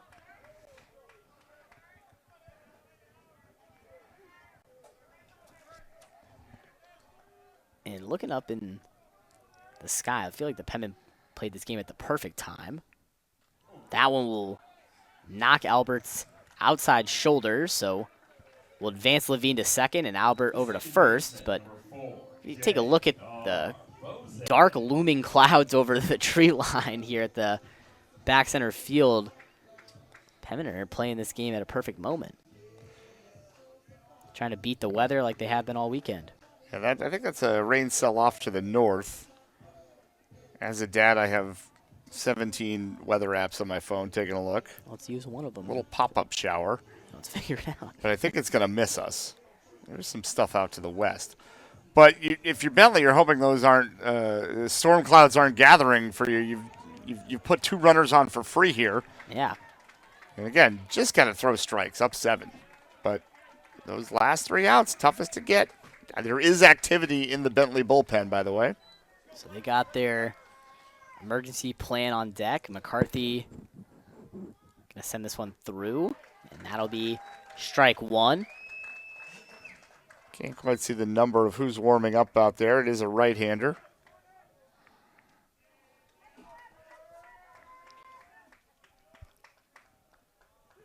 Here, McCarthy. Quick look over to second before that one gets through. Be 1-1. My source is telling me that is Keegan Entelman warming up. By sources, I mean Eric Copeland. 1-1 count here for McCarthy. That one hit by Bozick. Diving grab is made. Flips it up, and they get the throw over to first. Came off the bag, I think, or dropped the ball. So Bozick will get there. So bases loaded for the Penman. And that was a tough play there. I'd see if they give the error. I think it was going to be bang, bang. I think that's going to be a base hit, but I'm not the official scorer. But the base is juiced. It was a slow roller. Bolton charged it hard. They're playing a double play death, so he had to come in a little bit. But As that one hit by Cisco. That has legs. See you later, Mark Cisco. Another one for him. That's his second of the game. The first, second, and third runner about to make their way across the plate. There's Bozick and Cisco to follow. What a hit here for the Penman. yeah, the grand slam makes it a 3-run game. And how many, I started saying it after the second pitch was a ball. Like, do not put free base runners on. You walk a guy, you hit a guy, or excuse me, you walk 2. You walk a guy, you hit a guy, then the infield single, and then the grand slam. Still with a 3-run lead now, but the Penmen are going to be able to get, if they put 2 more runners on, the tying runner to the plate, which when you're down 7 is all you're looking for, is trying to get the tying runner to the plate. So they'll sit McCarthy down here for the day. That'll be his final line. We'll read that in a moment. We got the new pitcher on the mound. It's Keegan Antelman for the Falcons. You see that grand slam on your screen from Cisco. We'll step aside for just a moment as Antelman warms up, and we'll be back with his stat line.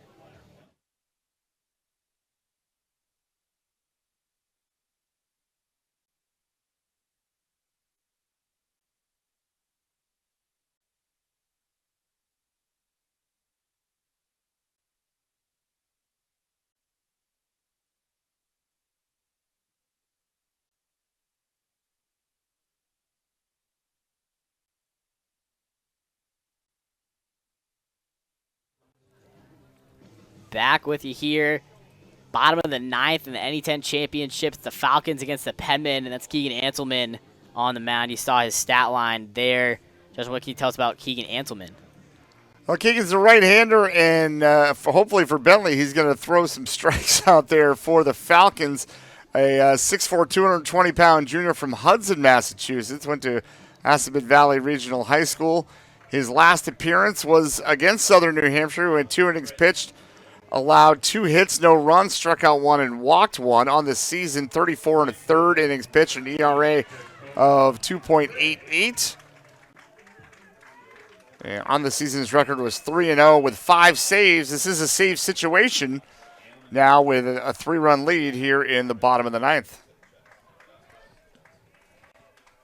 So here, McCarthy, that final line, 44 pitches thrown, 2 hits, 4 earned runs, 2 walks, 3 strikeouts, faced 12 batters. Let's see the first pitch from Antleman here against Dakota Britt. That one will go outside the zone.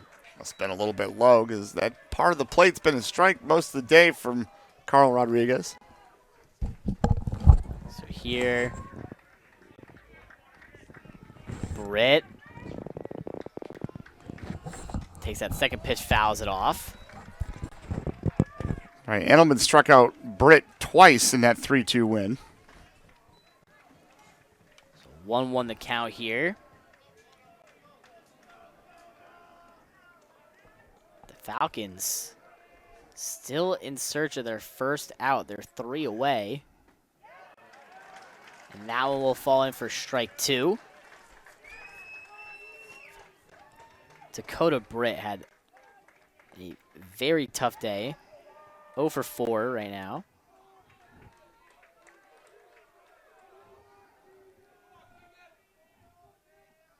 Pitch from Antleman, fouled off by Britt.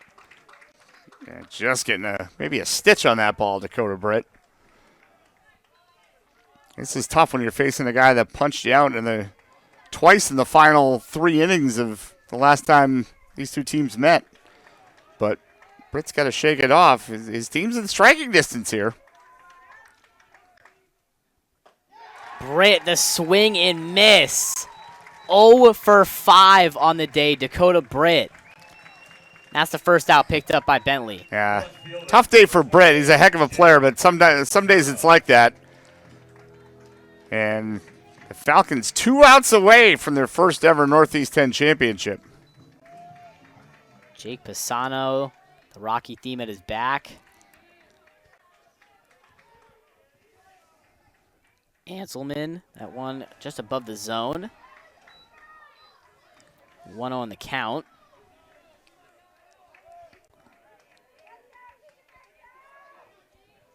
Andelman, his job, throw strikes. He did that with Dakota Britt. That one was pretty close. Second pitch, that one through for a strike. 1-1 the count. This is the energy shift that they needed. Pisano didn't like that call, but looked like it was in the zone from here. We get a different view than you do at home. We're up above the plate. 1-1. That one swung on by Pisano, fouled off, 1-2.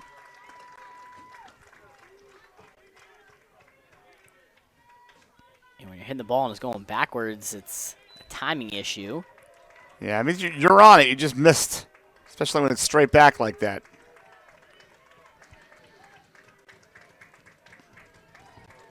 Falcon dugout and the fans making some noise here. Pisano watches that one through. Good eyes. Interesting, Pisano choking up a bit. He's not trying to hit, nobody on base. He can't hit a 3-run home run. He's just trying to get on here, just trying to put the ball somewhere where they ain't. Here, 2-2 the count. Anselman. That one low. Fills it up. 3-2. That stance from Pisano is interesting because he's in the batter's box. He's right over the plate, but he leans so far over. His left elbow is almost in the strike zone. And that's a little bit of what we were talking about how the batters are almost getting in the way of these pitches. The swung and miss by Pisano. Not what they need out of their huge, big hitter. Pisano at the 4 spot, the cleanup, not able to get it done. Comiskey's 0 for 4. Last 2 times up, he's gone down looking. Casey Comiskey, a shortstop. Is it that one? 1-0 the count. This Bentley team leaning over their dugout. They really are excited here. 1 out away. That one will be 2-0 in the count. Yeah, where was that? Looked all right from up here.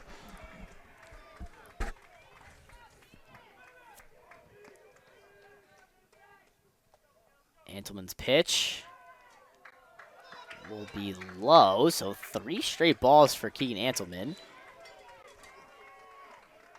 He's been around the zone, just missing. Looking for that ground play, and it's going low. Casey Kaminsky, 4 straight balls will get him on first. It really feels like Anselman is just trying to put these into a spot where the Penman can get a hang of it, but not, you know, crush it into a base hit. Just get a nice little ground out, get this game through for the Falcons. He came in and struck out the first 2 batters. He looked like he was just nibbling with Kaminsky, a guy that struck out twice in the ball game. You think he would want to go after that dude, but here's Valera, who's 0 for 4, reached on an error. Man, I was going to say, there's the strike he was looking for. And for the strike that time.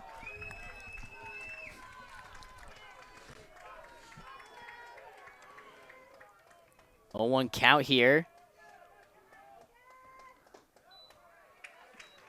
That one a bit low. 1-1.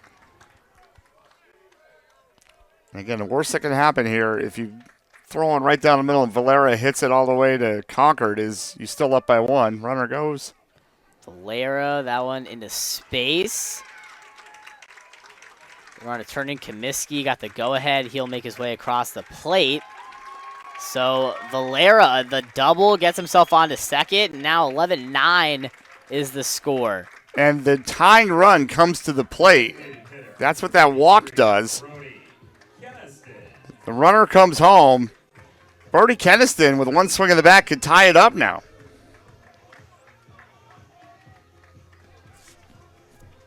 Falcons on the edge of their seat here. Edge of the nest, really. Anselman with the runner on second.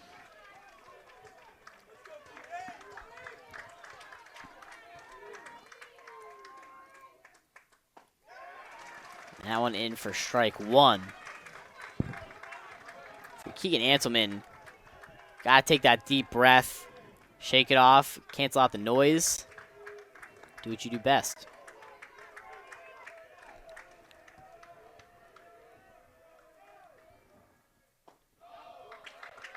That one just low, 1-1 the count. This is what I was talking about earlier, though, Aiden. The Falcons have left 15 runners on base. They came into this inning with a 7-run lead. All the Penmen were trying to do was get the tying run to the plate, and they've done that thanks to a little bit to some Bentley pitching with a number of walks and 1-hit batsman. So now that one popped up. This could do it. See if they can communicate, and they get there. What a grab to call it. The NE10 champions. The Falcons storm the mound. Well, they didn't make them easy on themselves, did they, Aiden? They allow 5 runs in the 9th. The game late. Stands strong, gets on the mound. I mean, it got shaky there towards the end. I mean, the Falcons, the energy on an all-time high. They're slapping the dugout padding. They're getting out in front. They're leaning as far as they can over. And then Yoel Valera gets almost a tying run there on to second, setting up everything. And then the Falcons' energy died down. Keegan Anselman cancels out the noise, throws a pitch right down the middle, and that fly out gets them in to championship positioning here. Yeah, there were 2 defensive plays here from the Falcons in the game. The Berardino catch in right with the bases loaded, and then that one there in left center. Really turning points in the game to help save the game for Bentley and give them the Northeast 10 championship. Yeah, we mentioned it about how this is a 40-year title in the making. Last time the Falcons were in the NE10 championship, 1986 to 87. And now they're here, 2026, taking the title. What a game between the Penmen and the Falcons. The Falcons will get to celebrate here with their team and make their way over. The Penmen, obviously, not the way that they wanted this one to go. 2-run loss here, but regionals ahead. Obviously, they'll have to wait for the committee to make their selections. And ooh, the water jug making their way out. Someone's getting Falcons. a shower down there. Here it comes.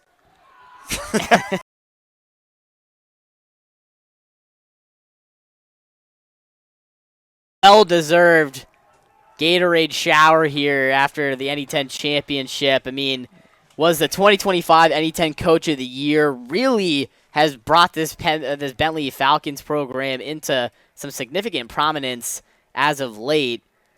Think about what they've done too. They've beaten Southern New Hampshire 6 times this season. Southern New Hampshire's only lost 12 games the entire year. Half of them have been to Bentley, including 2 of them here in the Northeast 10 tournament.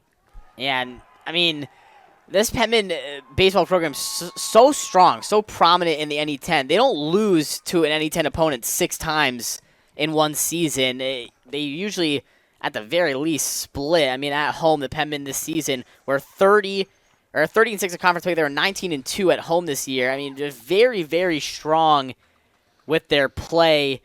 NE10 awards getting set up here at home plate, but congratulations to the Bentley Falcons here, 2026 baseball NE10 champions.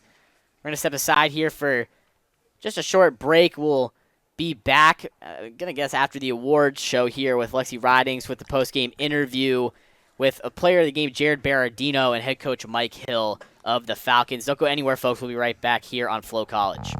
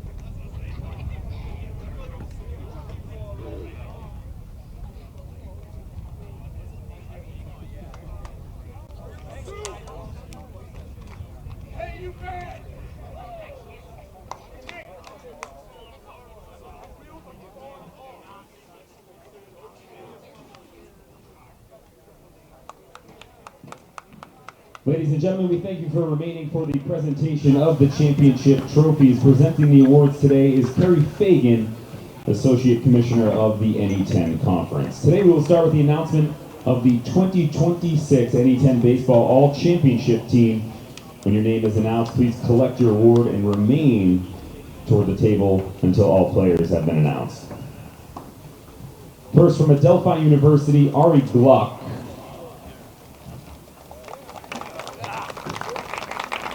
And from Pace University, Eric Santaella. From Southern New Hampshire, number 17, Zach Whitney.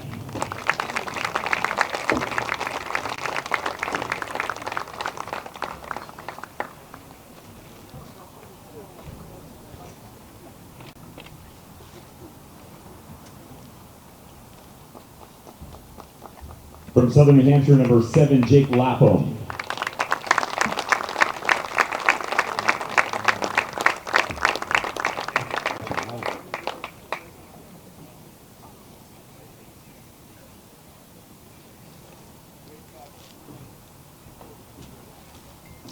From Bentley, number 44, Nick Pappas.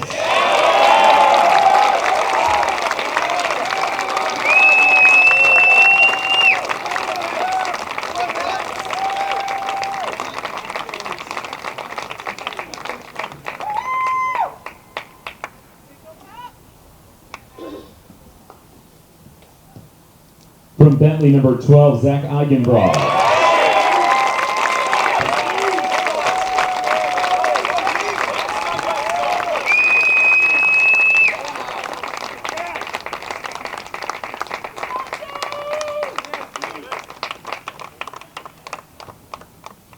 And from Bentley, number 20, Keegan Antelman.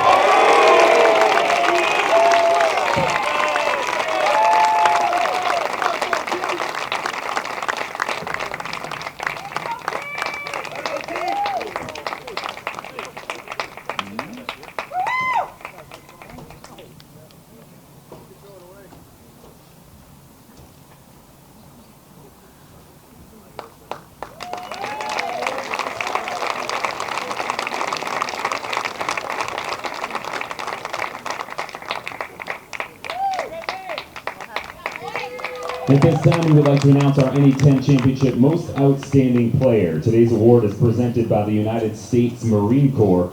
Marines are driven by 3 words: honor, courage, and commitment. These are the values that guide their actions and bolster their resolve to emerge victorious. The NE10 Championship MVP is not just awarded to the student athlete that excels most on the field, but to the student athlete that exemplifies what it means to be a Marine and the way they lead their team to victory.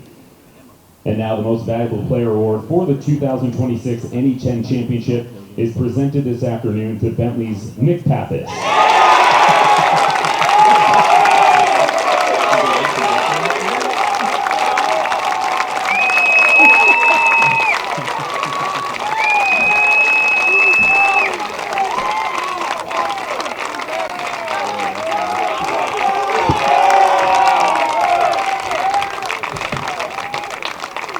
Congratulations to all the outstanding student athletes honored here today. And now the presentation of the team trophies for this year's championship. We will now recognize the 2026 NE10 Baseball Championship finalists, the Penmen of Southern New Hampshire. Accepting the finalist trophies are the team captain from Southern New Hampshire.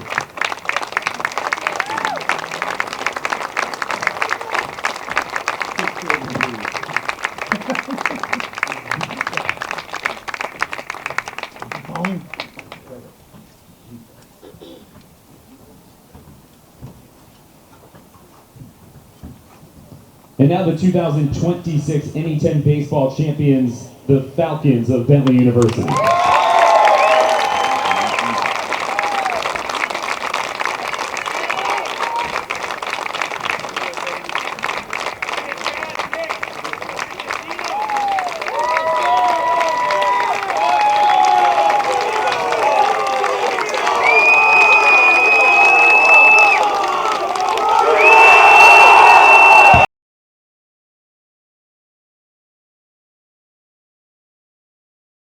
It is the Falcons getting their award handed to them.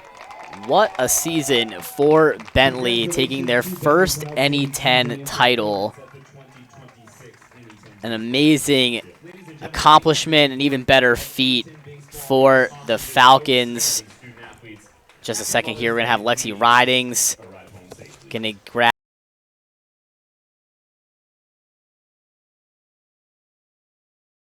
outstanding player in the NE10 tournament, Nick Pappas, here for post-game interviews. But again, first title in program history for the Falcons. Got to be an amazing feeling for this team and the fans that came to support them. I mean, Mother's Day and all the changing with the weather and everything. It was a really fun tournament here this past weekend, and the Falcons obviously going to profit here, get to don the NE10 champion shirts as well. Yeah, and what a way to do it, too, right? At Southern New Hampshire University, the Penmen kind of rule the roost when it comes to Northeast 10 baseball, and just a great season for the Falcons. We'll have to wait for the selection show. You assume they'll be hosting in the next round a couple of games. You assume the Penmen will be probably in that Bentley pod, I would imagine, unless the Penmen gets sent to, we assume Malloy will be hosting on the other side of that. And, of course, you never know what can happen. You got to wait and see when the brackets come out at 10 p.m. tonight. But it'll be nice for the Falcons if things go as we predict for them to be playing at home. And for the Penmen, you're going to have more opportunities, I think, if you can take care of business. You might see this team again, so don't hang your head. It was a spirited comeback there from Southern New Hampshire to get the tying run to the plate in the ninth when you came into the inning down 7. But the focus here should be rightly on Bentley. An outstanding season ending with some hardware and maybe a little more to come. And really all around for the Penmen. I mean, like you said, this team is just going to regroup, recalibrate, reassign themselves for that NCAA regional that will be coming up here. But as mentioned, Lexi Ryan is going to get our 3 interviews set to go here. Berardino, head coach Mike Hill, and most outstanding player Nick Pappas. So we'll take another short break here as they finish up their celebration. They're taking the photos in front of the table, and then we'll be back with Lexi Ridings.